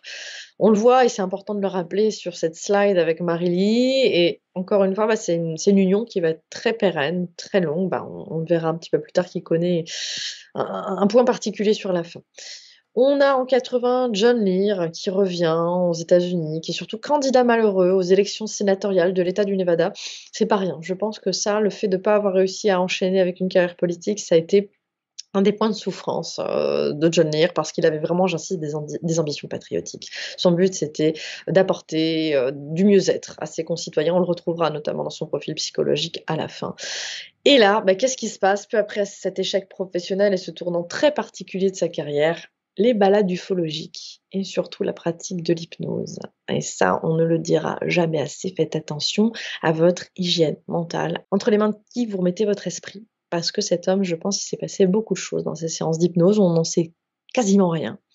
Mais manifestement, sa radicalisation, notamment autour du sujet extraterrestre, et vraiment presque son télescopage social, il arrive à partir de ce moment-là. Donc c'est assez particulier. On voit un homme brillant, un homme qui a une carrière exceptionnelle, qui a des secrets d'insider et soudain, tout change. En 82-83, il travaille quand même pour la Global International Airway, qui est une autre couverture de la CIA. Donc il n'a pas, entre guillemets, été éjecté du système très vite. Il retourne même au Vietnam en 86. Et là, soi-disant, il commence à développer un intérêt pour les extraterrestres. J'insiste, pour ma part, c'est plutôt entre les années 80 et 90 que je sens le point arrivé. Pourquoi? Parce qu'il va rencontrer les docteurs Sprinkle et Springfield, qui sont à la fois des adeptes de la théorie des ovnis, mais surtout des tenants et des partisans très fermes de la théorie ovni extraterrestre, et que ça soit indissociable, et que pratiquent ces deux hommes-là, pratiquent l'hypnose. Et qu'est-ce qu'ils font? Ils prennent des adultés ou des gens comme des pilotes, et ils leur font faire des séances d'hypnose dont je ne connais rien par rapport à la qualité de leur, on va dire, déontologie professionnelle, mais dont je suspecte pas mal de choses. Et en fait, bah, soudain, les gens se rappellent d'avoir été abductés, d'avoir vu ci, d'avoir vu mi. Je ne dis pas que c'est forcément une mauvaise manière de procéder. Je dis juste qu'en n'ayant aucun regard sur leur déontologie, sur la manière dont ils ont pratiqué cela et sur les conséquences de radicalisation que ça a eu sur plusieurs intervenants en lien avec ces fameuses balades ufologiques des années 80 et notamment John Lear, je me pose beaucoup de questions sur ce qui s'est passé lors de ces soirées d'hypnose régressive. D'accord. Une idée, une réflexion que je me faisais, au début des années 80, il se présente à des élections, il souhaite faire une carrière politique et ça capote. Est-ce que ça peut pas être aussi un élément déclencheur de dire, bon, bah, en gros, jusqu'à là, je préserve une image publique, bah, voilà, en dehors de toute implication ufologique, etc. Je tente la carrière politique, ça ne marche pas. Donc allons-y, lâchons-nous. Et maintenant, je vais vraiment parler de quelles sont mes vraies convictions. Alors c'est peut-être un point de vue naïf, mais ça peut être aussi l'élément déclencheur. C'est très juste ce que tu dis, ça aurait pu être un élément de radicalisation. Cependant, quand on voit le sang-froid de cet homme, j'insiste, 19 000 heures de pilotage, 17 records du monde de vitesse, on a un technicien, on a un homme qui a un sang-froid à revendre qui est exceptionnel. Comment ça se fait qu'on est passé d'un homme à sang-froid à ce qu'il va devenir ensuite le fameux parrain de la conspiration? Et j'insiste, ce qu'il va devenir, parce que vous allez voir, on part d'un homme, j'insiste, qui a vraiment les pieds sur terre. Et là, c'est tout à fait une autre personne qui se dessine. En Alors, 87. juste, il y a ce terme que tu utilises, alors c'est vrai qu'aujourd'hui il est connoté, mais radicalisation, quand on parle de gens qui investiguent et qui divulguent autour du phénomène UFO, je t'avoue que moi ça me fait bizarre d'entendre ces deux mots dans la même phrase. Non, l'idée, c'est pas du tout de le faire une connotation religieuse, avec les problématiques sociales que nous avons aujourd'hui. C'est plutôt dans le sens où on voit un homme prudent, en tout cas me semble-t-il, ingénieux, prudent, ouvert et soudain, il y a plus qu'une manière de s'exprimer qui est convenable, qui est juste et qui est bien. Et on va le voir justement dans la manière avec qui il s'associe et comment il va créer ce qui est devenu, voilà, le schmilblick médiatique de la Dulce. D'accord, c'est le fait de passer en gros de la face pile à la face, De comme ça du modéré jour au à lendemain. modéré. Ouais, je C'est comprends. mais c'est ça qui me trouble parce qu'on a, voilà, j'insiste, un homme prudent qui soudain ne fait plus preuve d'aucune forme de modération Et ça, c'est vraiment troublant parce qu'il y avait rien qui le prédisposait dans sa carrière professionnelle à ça et encore moins dans son histoire familiale, a priori, en tout cas pour le peu que moi j'ai rassemblé, parce que voilà, je ne le connais pas personnellement. Donc en 87, diffusion des Dulce Papers avec le battage médiatique auquel vraiment John Lear prend une part plus qu'active. C'est vraiment lui le parrain, si on peut dire, le père de la Dulce Base. Et surtout, on le retrouve lors de balades ufologiques, notamment en 89. Là, j'ai une captation qui est disponible en ligne, vous pourrez la retrouver sans trop de difficultés. En 89, qu'est-ce qu'il fait lorsqu'il organise ces balades-là? Il se retrouve en compagnie de Bob Lazar, de sa première femme, de sa femme à lui, d'amis qui sont à Groom Lake, qui sont autour de la zone 51. Bref, ils cherchent, ils veulent voir des ovnis et ils amènent des gens qui payent pour aller voir ça. Il faut bien rappeler que tout ça, quand même, relève d'une activité commerciale et dont il n'avait pas besoin, j'insiste. Enfin, regardez le bonhomme, regardez ce qu'il a fait. Qu'est-ce qui lui a pris d'aller faire ça? On se dit que c'est pas l'intérêt pécunier qui est derrière sa démarche. Pas la sienne en tout cas, ça c'est sûr. Ça, c'est une évidence et sinon ça n'aurait pas de sens du tout. Après j'insiste, là je l'ai pas dit, mais il faut savoir que John Lear, et je veux bien le croire, s'est revendiqué comme n'ayant hérité que d'un dollar symbolique qu'il est jamais allé chercher de l'héritage paternel.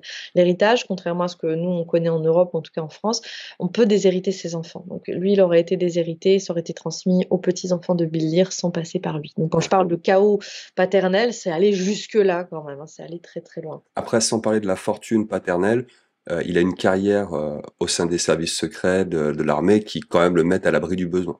Ah mais clairement, et en termes de relations professionnelles, normalement, ou même pour se recycler dans du privé, avec un carnet d'adresses comme ça, enfin, je veux dire, même Borgne, on l'aurait pris en pilote Il d'avion, n'a hein. pas besoin d'envoyer de lettre de motivation, Clairement. il a ses entrées.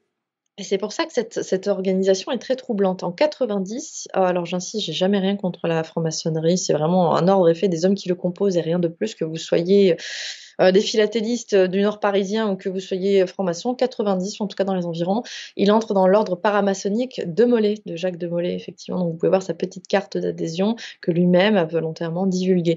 Pourquoi j'en parle? Parce qu'on voit par ces associations-là, il est passé des services secrets ensuite aux ordres initiatiques, ce besoin de fraternité, ce besoin d'environnement, ce besoin de cadre, on sent ce désir, et j'insiste, ce côté très institutionnel. Lui, il aime s'intégrer à des choses. Il fait pas un truc tout seul dans son coin pour faire, pardon, mais dans le genre profil psychologique par exemple, de sociopathes ou des gens qui ont vraiment un problème, qui ont pété un plomb, ça arrive à tout le monde. Ils sont plutôt seuls. Ou ils créent des sectes, mais ils vont pas intégrer des choses qui préexistent. C'est très rare ce type d'adhésion. C'est un homme de réseau, en même temps, cet intérêt pour le fait UFO, cette intégration à la franc-maçonnerie, on voit quelqu'un qui est aussi en quête de sens. On sent un virage dans sa vie, une sorte de crise de la cinquantaine. Oh oui, ça c'est rien de le dire. Et ça va même aller, voilà, jusqu'à des stages de remote viewing. Donc encore une fois, là je vous le dis pas, c'est pas gratuit. C'est en 97, il a publié ce petit certificat d'avoir participé à des stages de remote viewing. Les remote viewing extrêmement liés, voilà, au phénomène ovni, à tout ce qui est programme Black Programme. Vous le verrez dans cet ouvrage. C'est pas rien, c'est pas rien. Le fait de s'intéresser à ça, la vision à distance, qu'est-ce que c'est? C'est utiliser son esprit pour aller voir au-delà, pour aller, que ce soit sur Terre ou ailleurs, et en tirer des conséquences et des renseignements. C'est quand même un système qui a été utilisé par les services secrets américains. Voilà, j'en dirai pas plus, mais comprenez que c'est pas rien. On en a parlé l'autre jour lors de l'émission sur la Dulce Base, parce que tu sais, j'évoquais mon pire cauchemar, cet étage, le troisième ou le quatrième Oui, sous-sol de la Dulce Base. oui. Selon la légende voudrait qu'il y ait on y garde des âmes, en tout cas des consciences délocalisées, enfermées, prisonnières. Et on disait que les remote viewers, la légende évoquait un danger pour les remote viewers Oui. à aller se projeter sur la Dulce Base. Et figure-toi que j'en ai parlé au spécialiste francophone du remote viewing, c'est Fabrice Bonvin, qui est ufologue aussi. Et je lui en ai parlé à suite à cette émission, et il a trouvé ça super intéressant parce qu'en fait, euh, on pourrait penser que c'est une opération déguisée de dire attention, remote viewer, n'allez pas sur des programmes secrets, n'allez pas investiguer, et je parle de programmes secrets humains. En gros, c'est une sorte l'idée, c'est de faire peur aux remote viewers à travers le phénomène UFO pour qu'ils n'aillent pas investiguer sur des programmes secrets bien militaires et bien humains. C'est pour créer un joli petit égrégore, effectivement, de trouille. Après, je trouve que c'était logique, en fait, parce qu'il y a toujours, voilà, s'il y a le pile, il y a le face, s'il y a le noir, il y a le blanc, et c'est effectivement, imaginer qu'il ne puisse pas y avoir de danger à une pratique si soi-disant, si elle existe et si elle est possible puissante, moi j'y crois, mais j'insiste, c'est une croyance, je n'ai pas de preuves rédhibitoires pour vous montrer la preuve de l'existence du remote Ah viewing. alors là, par contre, je me permets de réagir. c'est peut-être la seule activité intuitive sur laquelle on peut avoir des preuves. Je suis bien Parce d'accord. que, le remote viewing, il y a toujours, en tout cas en exercice, il y a toujours un feedback. C'est-à-dire qu'on a Oui, une cible, il y a un on fait contrôle. la séance de remote viewing et après on a le visuel de la cible, Mmh. pour venir infirmer ou confirmer ce qu'on a intuitivement, vu. Et je pense que c'est peut-être, à ce jour, la seule discipline du domaine de l'intuition, C'est contrairement à la médiumnité, à la sortie de corps ou autre, sur laquelle les gens très rationnels et très dans le mental comme moi peuvent vous dire: «Bah oui, effectivement, ça marche».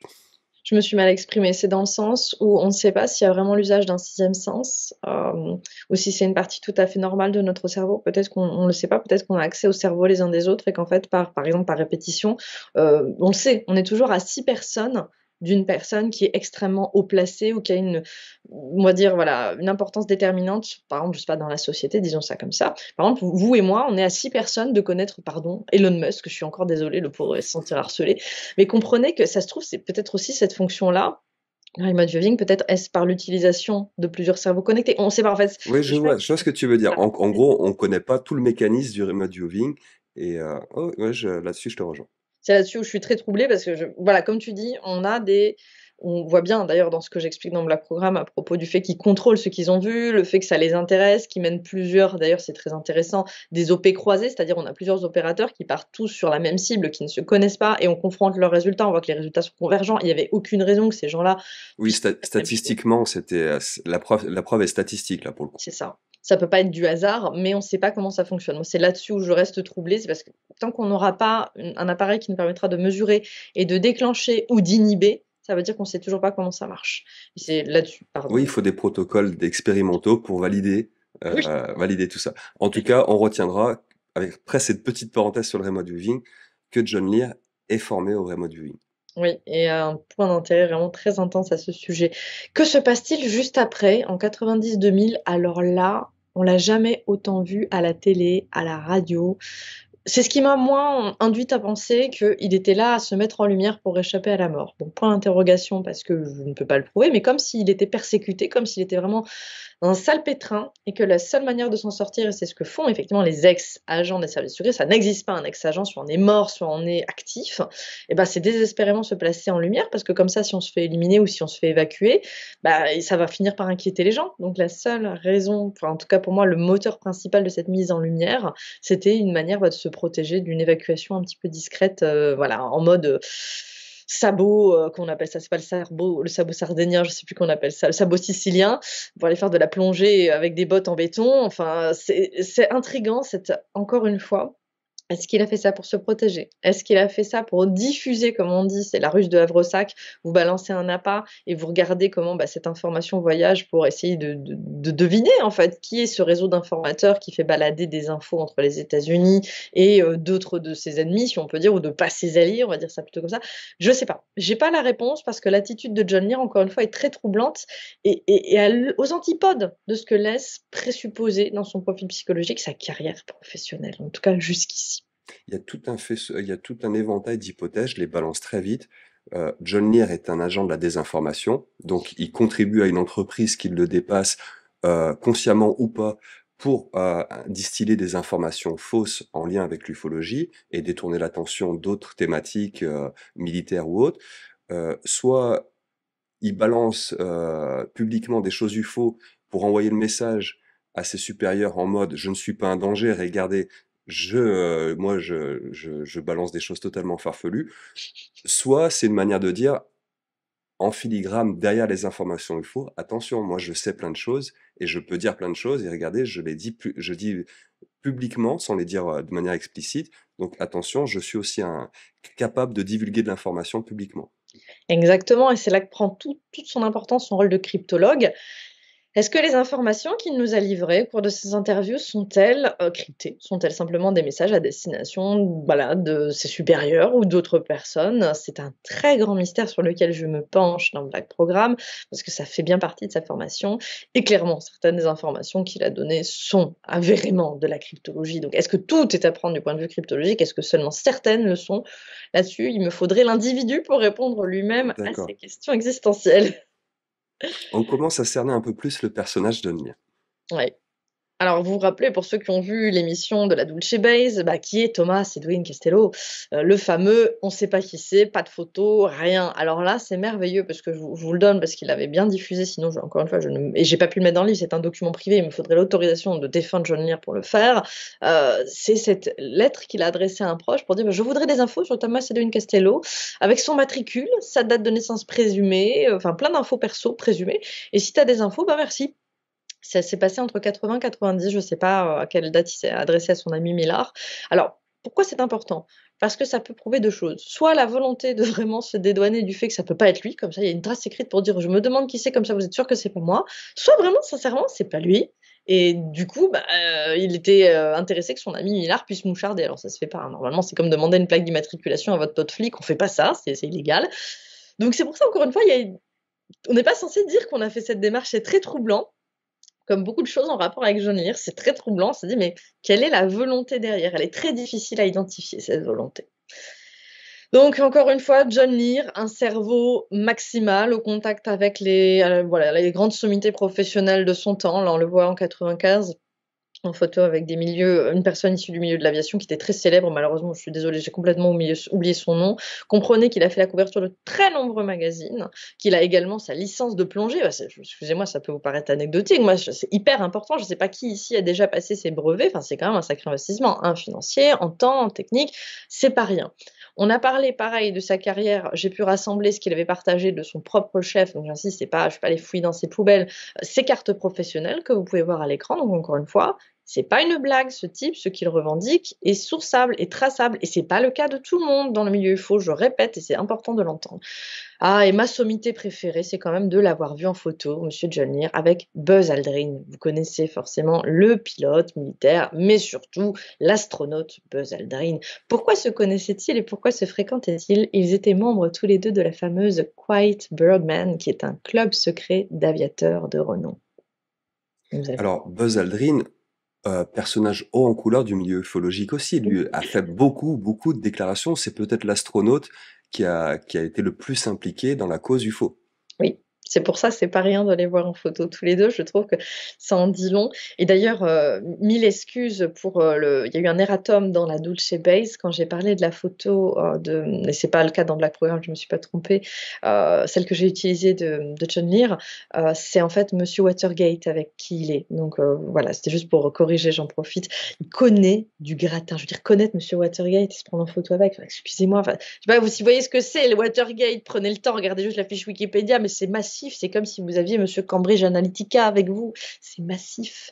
Donc comprenez que John Lear, encore une fois, il fait pas que poser en photo avec ces jeunes-là, ces gens-là. Oui, bah, Buzz Aldrin n'est plus tout jeune sur la photo. Il a les moyens de rentrer en contact à titre professionnel et privé avec eux. Donc il y a vraiment de l'info qui se passe. Mais qu'en fait-il? Qui est-il? Ce qu'on sait, c'est que tous ces gens, moi je l'ai beaucoup appelé dans l'ouvrage Black Programme le clan Lear, il y a un clan. C'est clair, ils sont entre eux, ils se soutiennent, ils se répètent leurs sources. C'est un noyau dur, très radical. C'est un Quand, clan, c'est presque un lobby. quand tu parles de clan, ça veut dire qu'au sommet de ce clan, il y a John Lear? Oui, pour moi, dans la hiérarchie, c'est très clair. C'est celui à qui on ne dit jamais rien. Parce que lui, je parle de sources sûres, puisque moi, je n'ai jamais vu ça. À l'intérieur des proches, je n'ai jamais vu quelqu'un contester ce qu'il dit, quand bien même ils disent des trucs, mais proprement contestables. J'ai qu'une seule, et vous allez le voir, qu'une seule preuve, on va dire, de contestation, qui est anecdotique et à mourir de rire. Il y a une sorte, voilà, d'abnégation, de silence. C'est pour ça que quand on dit le parrain du complotisme, vous voyez, le parrain, c'est vraiment ça en fait. Les gens sont dans une forme de loyauté, de soumission, de complaisance. Alors je dis pas que c'est mal en soi, je dis juste que si on n'a que ça, et c'est souvent ça malheureusement dans le milieu UFO, cette loyauté, cette complaisance, cette soumission idéologique, le reste après vous faites ce que vous voulez à titre privé, ça va pas. Il faut qu'on se challenge intellectuellement. Si on n'est pas dans un milieu où on se challenge, alors on est un lobby, on est un think tank et on est là pour et on est là pour écraser. Et c'est clairement pas normalement la volonté d'une évolution intellectuelle, c'est plutôt d'apporter du mieux-être et de nouvelles perspectives. Dans les fameux proches du clan Lear, on a Denis, mais que vous connaissez plutôt sous le nom de Bob. Quelqu'un a déjà entendu parler de Denis alias Bob?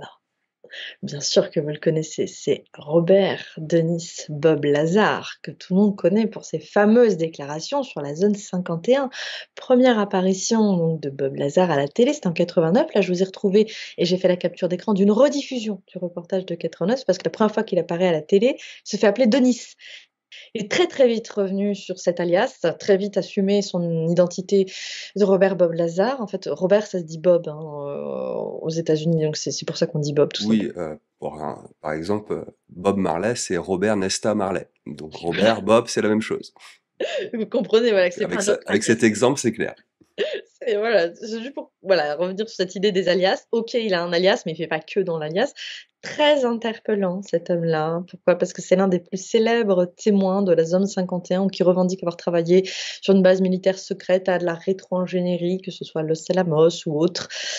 Haut en couleur ce personnage. Pourquoi? Parce que contrairement à son copain, John Lear, vraiment copain, j'insiste, très proche, hein, cul et chemise à une époque, lui, il a pas de preuves. Il n'a pas de preuves, sauf donc que Schmitt, je vous montre donc les photos hein, régulièrement ensemble, notamment dans les années 80, fin 80. Bah lui, il a une carte, la carte présumée, j'insiste bien présumée, de Bob Lazar quand il aurait travaillé sur la présumée zone 51 ou Los Alamos. Alors vous avez vu l'ensemble des cartes que j'ai pu fournir pour John Lear? Vous voyez celles que je fournis pour Bob Lazar. Bon, allez, on va pas trop. C'est dur de suivre le parcours et le cursus de ce personnage. Et Voilà. d'ailleurs, c'est un personnage clivant, Bob Lazar. Il y a les gens qui sont à fond pour et d'autres qui voient un agent de désinformation complet. Bah, voilà, et puis, rien que ce qu'il y a écrit sur sa carte, on en reviendra dessus sur l'émission MJ, mais voilà, il y a des choses à dire, mais c'est troublant. C'était inutile et troublant. Je ne comprends pas si c'est du faux, pourquoi avoir fait ça? Revenons à Bob, donc Bob, très bon ami de John Lear, et ben, en fait, il a quand même signé un joli petit mot qu'il a adressé à son copain John, hein, et je vous le traduis un petit peu à l'arrache, mille excuses. Bob Lazar promet de se suicider, si jamais quoi que ce soit que John Lear et puis dire à propos de la Lune se révèle vrai, signé Bob Lazar. Ah, c'est particulier le genre de petits mots qui se laissent dans ce milieu. Alors, qu'est-ce qu'il dit concrètement, John Lear sur la Lune? Bah, qu'en fait, c'est un satellite artificiel creux dans lequel il y a une base extraterrestre. Enfin, il y a un peu tout, c'est très confus. Ça fait partie donc de la période 90-2000 où vraiment là, il dit des trucs où ça touche pas terre. Il est très dur de faire des résumés parce que vraiment, il y a tout. Il y a, pardonnez-moi, ça y est, point Godwin atteint. Il y a les nazis sur la Lune, il y a les extraterrestres, c'est creux, c'est pas vrai. D'ailleurs, on vit pas du tout dans l'espace, il n'y a pas d'espace, c'est une mise en scène.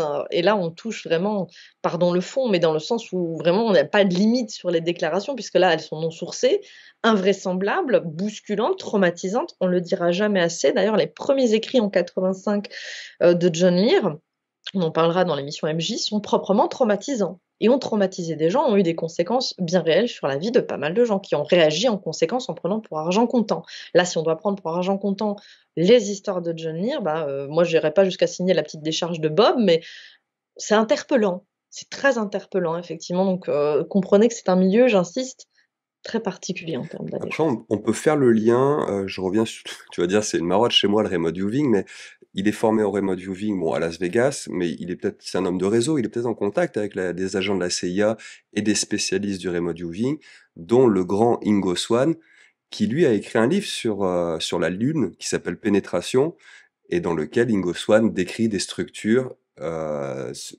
voilà, des structures non humaines sur la Lune et toute une activité qu'on ne soupçonnerait pas sur notre satellite.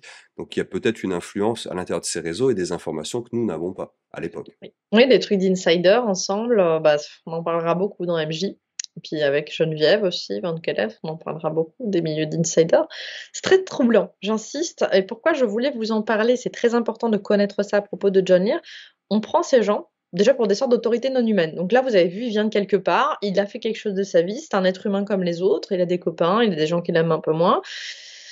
Et puis, il prend la décision d'avoir cette posture médiatique très particulière. Tu l'as extrêmement bien résumé dans les 3 points que tu as faits. Qui peut être, qui, à part lui, qui est décédé maintenant, qui pourrait dire quelles étaient ses véritables intentions? On ne sait pas. Ce qu'il faut juste, c'est regarder les faits, et quand on s'en tient aux faits, on reste quand même extrêmement dubitatif, pardonnez-moi. Donc voilà, je voulais vous proposer la photo de Gordon Liddy, Monsieur Watergate, parce que la dernière fois, je m'étais complètement plantée d'espions, trop d'espions, c'est trop difficile. Et poursuivre en vous disant qu'en 99, bah, John Lear et l'interview Lacerta entretiennent un lien très privilégié, c'est rien de le dire. On en parlera certainement dans une émission consacrée purement à l'interview Lacerta, si vous le voulez bien. Parce que si je vous le divulgage maintenant en 2 secondes, ça n'aura pas d'intérêt. Ou alors procurez-vous Black Programme. C'est un lien vraiment très très particulier. Ouais, ça on en parlera plus tard. Patience. En Ouais. attendant, lisez les amis. On retrouve alors ce John Lear dans les dernières années de sa vie autour de son matériel de cryptologie. C'est un passionné de radio. Et ça, la radio, le radio amateur, c'est aussi un point déterminant de la carrière de cet homme. On en parlera dans voilà, l'émission Sujet de la Certa, mais comprenez que dans l'équipement qu'il a, et notamment ce qu'on peut voir dans ce que j'ai encadré, là, on voit bien qu'il y a un système d'écoute, de débriefing, de captage qui est absolument dantesque. Là, vous pouvez vous dire que c'est un vieux matériel. Non, c'est moderne. C'est des vidéos c'est des captures d'écran de vidéo qui datent de quelques années. On va voir également, voilà, son petit. On va voir un petit peu ses radios à ondes courtes dont il disposait. Son logbook, là aussi, je voulais vous le montrer. Plus de 70 pays. Comprenez bien, encore une fois, que lui, il a les preuves de sa carrière. C'est très important de revenir sur cette question. Qu'est-ce qu'on appelle un logbook? Comment on appelle ça en français bête? C'est un livre à logging? Non, non, non, c'est pour les trajets qu'on fait en tant que capitaine d'aviation. Ah, C'est d'accord. voilà et c'est important parce qu'on voit bien effectivement qu'il a une activité très importante au Laos, donc on en a parlé, hein, du continent asiatique avec l'émission de la Dulce Bay. C'est pas neutre ce que je vous dis, s'il vous plaît. Si vous voyez pas de quoi je parle, regardez l'émission même en accéléré. Il y a une fonction accélérée sur YouTube. Et c'est pas neutre cette activité très importante au niveau du continent asiatique. Et cette photo que je vous ai montrée plus tôt d'une base souterraine sous contrôle de la CIA, a priori au Laos. Donc c'est quand même très important. Vous avez une radio ici, la fameuse radio de John Lear, qui est une Grundig, pardonnez-moi, j'arrive jamais à le dire, une Grundig Majestic. On reparlera du Majestic très bientôt. Une radio à ondes courtes, ça peut se construire avec un tout petit bitonio et un petit cintre en fer, mais c'est vrai que c'est toujours mieux d'avoir un petit peu de bon matériel pour capter. Voilà. Ouais, cette allusion de Majestic, et on fera une émission spéciale sur le Majestic 12, mais on l'avait déjà vu dans l'émission OVNI et Drone, il y a des mentions sur des matériels, des noms de matériel qu'on retrouve dans le narratif ufologique. Et là, c'est troublant. Et même dans la carte de Bob Lazar, hein, c'est écrit en toutes lettres, mage. Oui, mage. C'est quand même troublant. C'est qui dénonce quoi en fait? Vous voulez dénoncer quoi? Mhm. Et voilà, c'est un petit peu déstabilisant. Et du coup, on voit sur cette capture là qu'il a un très très bon casque, là aussi un bon casque isolant parce qu'il avait non seulement qu'on appelle ça, vous savez, c'est l'ancêtre de voilà, c'est la CB, CB, radio onde courte, donc c'est un cryptologue passionné de radio. Alors encore une fois, vous dites cryptologue, mais Kezako, bah, John Lear, c'est un cryptologue qui a appartenu donc à la MAXOG, c'est ce milieu très opaque, c'est la crème de l'élite du renseignement, pilote militaire. Et on retrouve, vous pouvez les avoir en accès libre sur les sites CIA, NSA et compagnie, tous les cryptologues ou cryptologistes. C'était un magazine qui se diffusait à l'époque et qui s'est interrompu peu avant que, en tout cas dans la divulgation, on n'a pas les suivants, peu avant que John Lear commence à se faire connaître en place médiatique, pardonnez-moi, il y a beaucoup de choses en rapport avec l'interview de Lacerta et le monde de la cryptologie et John Lear qui se trouvent à l'intérieur des magazines cryptologues aujourd'hui en accès libre. La mention du dragon ou de la femme dragon revient très très régulièrement et la femme dragon ou la dame dragon, qui c'est? Bah, c'est le U2. Le U2, on en a déjà parlé, appareil qui a conduit John Lear, appareil emblématique de la Skunk Works de Learjet. Enfin, je ne vais pas trop insister là-dessus, je pense que vous me suivez. Dans les radios amateurs, bah, qu'est-ce qui se passe? C'est à nouveau, lui qui aime appartenir à des cercles d'élite fermés. C'est un cercle, mais vraiment, on en a en France, mais très très très élitiste, très fermé, très codifié. Et c'est comme dans le milieu de l'aviation, il faut un nom particulier, chiffre, QSL, et c'est ce qu'on appelle le ham, pour s'identifier entre soi. Donc c'est comme je sais pas comment vous dire, un code secret, voilà, parce que tout le monde s'entend. Comprenez que c'est comme une chatroom où on ne pourrait pas s'adresser en privé à quelqu'un, on s'adresse à tout le monde en même temps. Donc on a intérêt d'être sacrément intelligent si on veut divulguer un message secret à la face de tout le monde. C'est comme le milieu des tour opérateurs. Et rappelez-vous, c'est bien un brevet dont il dispose. C'est un milieu, par contre, là, en termes de profil psychologique, très survivaliste, très patriote, très particulier. On s'intéresse pas à la radio pour rien. La plupart du temps, c'est pour voilà, des grands passionnés orientés politiquement, on va le dire comme ça. Qui d'autre était un intéressé par ce milieu? Je vous le donne en mille. Paul Benevitz. Paul Benevitz, comment il a capté ses tout premiers messages des extraterrestres supposément capturés à la Dulce Base? Je vous le donne en mille par la radio. Cette radio qui a aussi été buggée, donc c'est pas voilà, c'est quand même très, très interpellant. La radio aussi, il en a fait pas mal, John Lear, puisqu'il a été l'invité régulier de George Knapp, que vous connaissez aujourd'hui dans on va dire en tant que en qualité de grand impresario de divulgations actuelles, devant, le gouvernement américain. C'est pas un inconnu du milieu ufologique du tout. Et c'est vrai qu'on peut se demander, compte tenu des éléments dont nous disposons aujourd'hui, est-ce que le clan Lear, dont Bill Moore, qui quand même confessa publiquement qu'il était à l'origine du bugage des appareils de Paul Bennewitz, est-ce qu'ils n'ont pas voulu jouer avec Paul ou est-ce qu'il a voilà, intercepté des communications militaires cryptées qu'il a malencontreusement réussi à décoder? J'insiste, je vous invite à vous poser la question. Je n'ai pas une réponse définitive. Il me faudrait tous les intervenants, dont la plupart maintenant sont décédés, pour répondre franchement à cette question. C'est une question que je me pose parce qu'on est quand même dans un milieu, certains le savent, notamment dans le milieu militaire, où le bizutage ou la blague potache va bon train. On en parlera d'ailleurs un petit peu plus loin des cas de blague potache avérés. Donc, Toujours dans l'hypothèse où John Lear et son clan feraient partie d'une entreprise de désinformation beaucoup plus globale, avoir instrumentalisé, utilisé Bennewitz hmm, comme agent non conscient de la désinformation.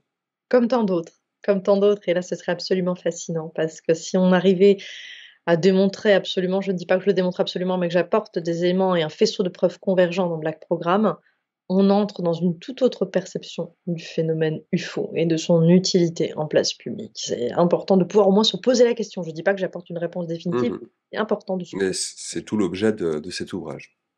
Exactement.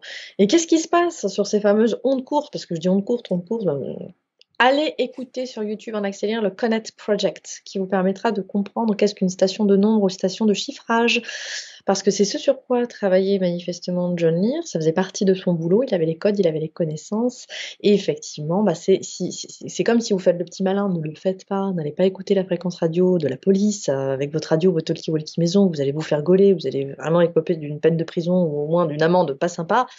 Là, vous pouvez le faire. Vous pouvez aller écouter les stations de nombre, c'est pas illégal, parce que c'est codé, parce que c'est crypté. Et n'essayez pas d'interagir avec elles. Je vous le demande simplement, n'essayez pas d'interagir avec elles. Ce sont des domaines cryptés militaires pour une bonne raison. Ça contrôle notamment des têtes de missiles pour certaines. Ne jouez pas avec ça, s'il vous plaît. C'est très important ce que je vous dis.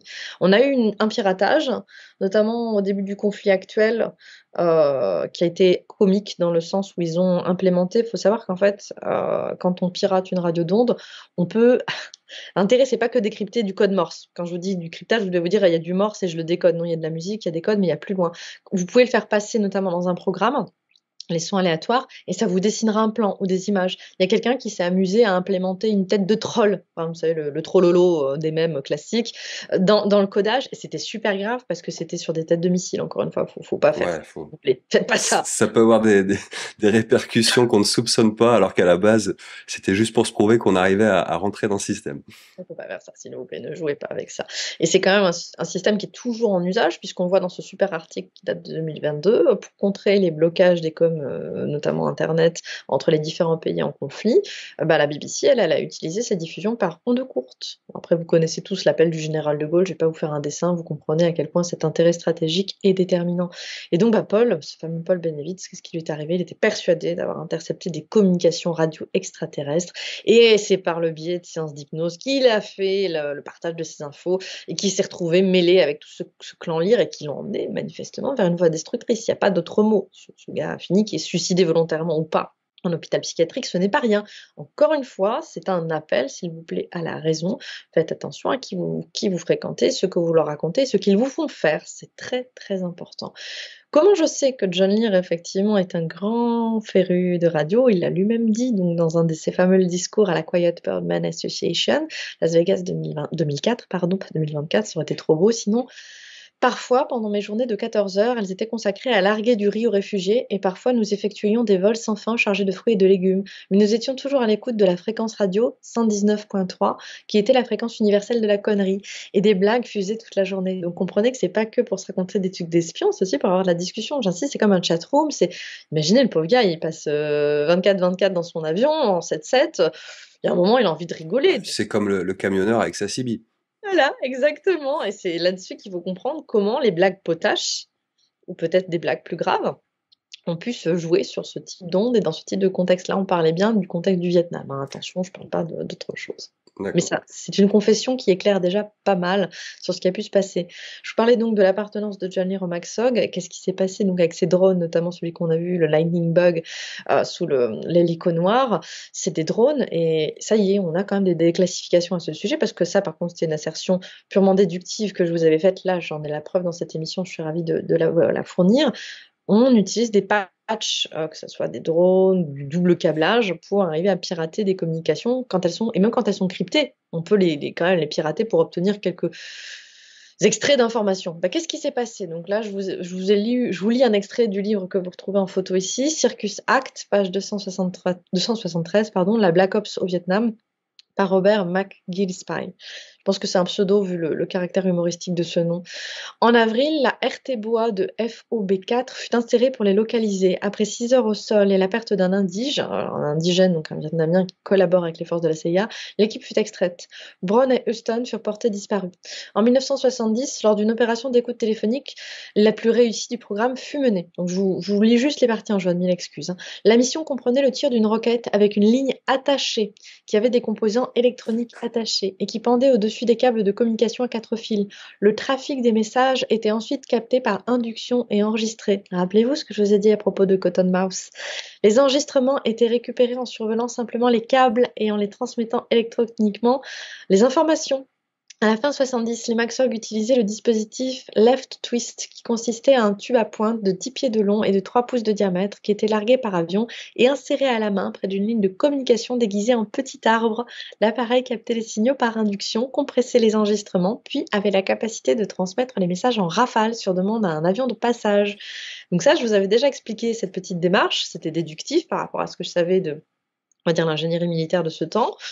Là, vous avez un témoignage de première main. Donc, c'est ce à quoi a participé John Lear. Ça, j'en parle dans Black Programme plus en détail. Et ça nous indique quels moyens il a pu utiliser, notamment dans l'affaire Benevitz, pour venir soit capter des échanges de Benevitz, soit intégrer des informations dans ce que pouvait écouter Benevitz sur de prétendus contacts extraterrestres. Et lui-même mettre sur écoute peut-être la planète entière. C'est là que ça devient aussi intéressant. Je ne sais pas jusqu'où cet homme est allé, parce que ça faisait donc partie de son travail de crypter les communications de son camp, de décrypter les communications adverses. Il pouvait tout faire. J'insiste, il avait entre les mains le moyen de tout faire et de faire chanter à peu près n'importe qui avec les infos qu'il pouvait récolter. Alors, on voit encore une fois que si c'est lancé dans ce type de démarche, c'est pas parce que c'est forcément que une sorte de grand méchant grotesque. C'est un homme qui a quand même perdu devant la justice alors qu'il essayait de mener un combat plutôt civique contre un fournisseur de gaz, qu'arnaquer les gens dans sa région, pardonnez-moi, pour pratiques commerciales douteuses. Donc, il a perdu, le pauvre. Alors, en plus d'avoir perdu un maximum d'argent, il s'est senti extrêmement humilié. Ça a été un moment très difficile pour lui. Et par la suite, il s'est associé à des organisations dans le but de préserver la qualité de vie pour les générations futures. Encore une fois, si on est juste qu'un grand méchant tout pourri, je ne vois pas pourquoi on va s'investir là-dedans. Toujours prendre avec nuance, j'insiste, même si je vous dépeins peut-être de possibles, j'insiste, possibles exactions et entreprises, ça ne veut pas dire que quelqu'un il est forcément tout mauvais et que vous le jetez à la poubelle. Et enfin, en 2019, après 48 ans de mariage, Mary-Lee a demandé le divorce à John, et là, c'est ce qui semble l'avoir le plus profondément affecté de toute sa vie. On le voit sur ses réseaux sociaux et ses déclarations. Ça a été quelque chose d'extrêmement brutal. C'est, je pense, quelque chose qui l'a brisé. On peut le dire comme ça. Alors, je vous propose des photos de lui, notamment lui jeune dans son cockpit. Enfin, l'ensemble des médailles dont il disposait, qu'il présentait dans son bureau. Notamment, j'adore son petit macaron commémoratif des 50 ans de la CIA. C'est quand même, voilà. Puis il y a une petite blague, vous le voyez sur la bouffe Alpo, là-haut en droite. C'est un running gag dont je ne connais pas l'origine, mais auquel il fait référence à titre privé. Ça revient souvent, cette idée de manger de la bouffe pour chien, c'est assez amusant. Croyez-moi, il y a des blagues aussi beaucoup plus salaces. C'était quelqu'un qui avait un humour vraiment très acéré. Donc, ce que je tiens à vous dire, c'est que c'est un homme qui a eu un instinct hors norme. C'est une légende, qu'on l'apprécie pas, qu'on le juge pas. Tout le monde n'est pas John Lear, c'est une évidence. Et surtout, je voulais vous partager enfin, et ça c'est très intime et je suis heureuse de pouvoir vous le présenter aujourd'hui, le petit mot qu'il a laissé à sa fille avant de partir. Partir dans le sens où il nous a donc quittés.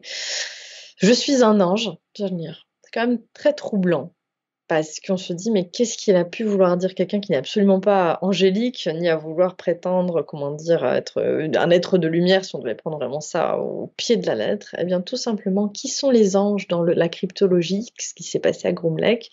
Bah, les anges, ce sont les Yutu. Très exactement, en fait, on appelait, le Groom Lake, donc la fameuse Dulce Bay, Zone 51 et compagnie, le Ranch Paradise ou le paradis tout court, ça dépend, certaines communications cryptées. Donc c'est assez touchant d'imaginer qu'une de ses dernières pensées, encore une fois, a été pour la Dragon Lady, pour l'ange. Et je pense que ce dernier mot était là pour effectivement boucler une partie des choses qu'il avait laissé transparaître dans pas mal de ses déclarations. Je tiens à vous dire aussi que cet homme, je pense qu'il a été passablement utilisé. Je pense que consciemment ou inconsciemment, il s'est fait le relais de certains éléments dont il ne maîtrisait pas tout à fait les conséquences quand il a fait ses divulgations. Et notamment, il a voulu faire émerger ce qui plus tard sera appelé le Kona Blue. Donc, c'est, on va dire, l'homologue de Blue Book, et aujourd'hui connu pour pas mal d'autres noms. On en parlera dans l'émission consacrée au Majestic 12. Il a voulu vraiment faire quelque chose. C'était pas juste pour faire du pognon, on l'a bien compris, c'était pas du tout son objectif. C'était pas que non plus une mission, on va dire, philanthropique pour le bien-être de l'humanité. Il y avait des motifs personnels, des motivations personnelles qui l'ont conduit à adopter ces positions. Mais j'insiste, il y a quelque chose. C'est pas juste un fou qui s'est agité en place publique, parce que les dernières déclarations 90 à 2000 qu'on a de lui tendraient à le faire passer pour un doudingue, quelqu'un qui est parti en piste, quoi, qui raconte n'importe quoi. C'est pas du tout le cas. Et à chaque fois, je reviens toujours sur ce truc, cette idée. Quand on vous dit quelque chose, posez-vous la question, pourquoi on me dit ça? Et lui, vraiment, c'est la première personne avec qui vous devez vous poser la question, pourquoi il me dit ça, celui-là? Et, et quand vous le suivez dans le terrier du lapin blanc, mais dévider la pelote, c'est magique. Ce que cet homme a livré est à la fois magique et horrible, et magique et fascinant. Et il a vraiment voulu faire quelque chose, et je pense que son héritage lui survivra, c'est clair. C'est quelqu'un qui n'a pas laissé le monde indifférent, et envers qui j'ai, voilà, pour ses capacités professionnelles, une profonde admiration. Et voici une émission consacrée à un personnage hors norme, John Lear. Euh, Cette émission et le travail que tu as fait autour de recherche autour de son parcours nous permettent déjà de se rendre compte des moyens intellectuels, techniques, de réseau qui étaient à la disposition de John Lear, donc de l'intégrer dans un environnement. Et voilà, il y a pas, rien n'est gratuit dans ce qui est dit par John Lear. Même si ça ne nous éclaire pas, encore une fois, et tu l'as dit souvent dans des dernières émissions qu'on a fait ensemble autour de Black Programme, le but n'est pas de dire les ovnis d'origine exogène n'existent pas, donc ça nous apporte pas forcément un éclairage sur la viabilité de l'hypothèse extraterrestre, mais en tout cas, ça nous amène des éléments pour voir que l'humain avait toute matière, dont des humains comme John Lear, à créer, à enjoliver l'univers ufologique, à lui rajouter de l'information parasite. Dans quel but? On ne le sait pas. Mais en tout cas, il faut apprendre à séparer le bon grain de l'ivraie et à voir d'où viennent les informations, et toutes celles qui ont été communiquées, transférées par John Lear, il faut les prendre à la hauteur de tout ce qu'on a appris sur le personnage d'aujourd'hui. Tout à fait, c'est vraiment, s'il y avait un message, je pense, dans le fameux pourquoi, dans ses motivations, ça a été de nous aider tous, dans le milieu de l'UFO, à nous questionner sur les motifs. Si ça existait vraiment une société secrète qui cachait de la démocratie, avait rétro-ingénieré des appareils récupérés illégalement, qu'ils soient extraterrestres ou humains, mais en avance sur la technologie communément partagée, qui aurait intérêt à faire ça? Pourquoi il nous ferait ça? Et pourquoi on n'est pas au courant? Et comment se fait-il qu'une telle infamie puisse se produire? Et qu'on parle d'un laboratoire caché au Laos, qu'on parle de l'unité 731, de la Dulce Base ou autre. Peu importe le sujet auquel vous vous intéressez, c'est un questionnement idéologique qui nous a transmis. Et c'est ça, le véritable héritage du parrain du complotisme, de cet ange que nous avons découvert, encore, j'insiste, une toute petite partie de cette étonnante carrière. Anaël, un grand merci à nouveau d'être venu partager avec nous aujourd'hui l'histoire et le parcours de John Lear. On va se retrouver très bientôt pour une nouvelle pièce du puzzle qui viendra s'ajouter aux quelques pièces que tu as déjà mis en place pour nous. Moi, j'espère que les Nuriens, vous aurez retenu les informations importantes autour de ce personnage de John Lear. Et Anaël, j'ai hâte de te retrouver pour la suite. Je ne sais pas quelle sera la prochaine émission, mais vous l'avez vu, il y a le dossier Lacerta, il y a le Majestic 12, il y a aussi Geneviève Von Kelef. Oui. J'ai pas écorché son nom. Bref, encore tout un tas de sujets que tu abordes dans cet ouvrage, Black Programme, OVNI et base souterraine. J'ai hâte de découvrir la suite en ta compagnie. Merci infiniment. C'est un plaisir. Merci à tous ceux, Nuréens, Nuréennes qui nous ont suivis jusqu'à la fin de cette émission. C'est vraiment un plaisir de vous apporter ces informations. Merci Anaël. Les Nuréens, un grand merci à vous. Merci d'avoir suivi cette émission. Je ne peux que vous encourager à lire ce livre, chose à faire avant tout. Et puis, si vous le souhaitez, à découvrir ou redécouvrir les 3 précédentes émissions qu'on a consacrées à OVNI et Black Programme. Vous avez le lien juste sous la vidéo. Donc, si vous voulez finir la soirée en beauté, ben, vous avez que l'embarras du choix. On vous dit à très bientôt pour de nouvelles pièces de puzzle. D'ici là, prenez soin de vous et surtout n'oubliez pas, gardez bien les pieds sur terre, mais aussi un petit peu la tête dans les étoiles. À très bientôt. Ciao!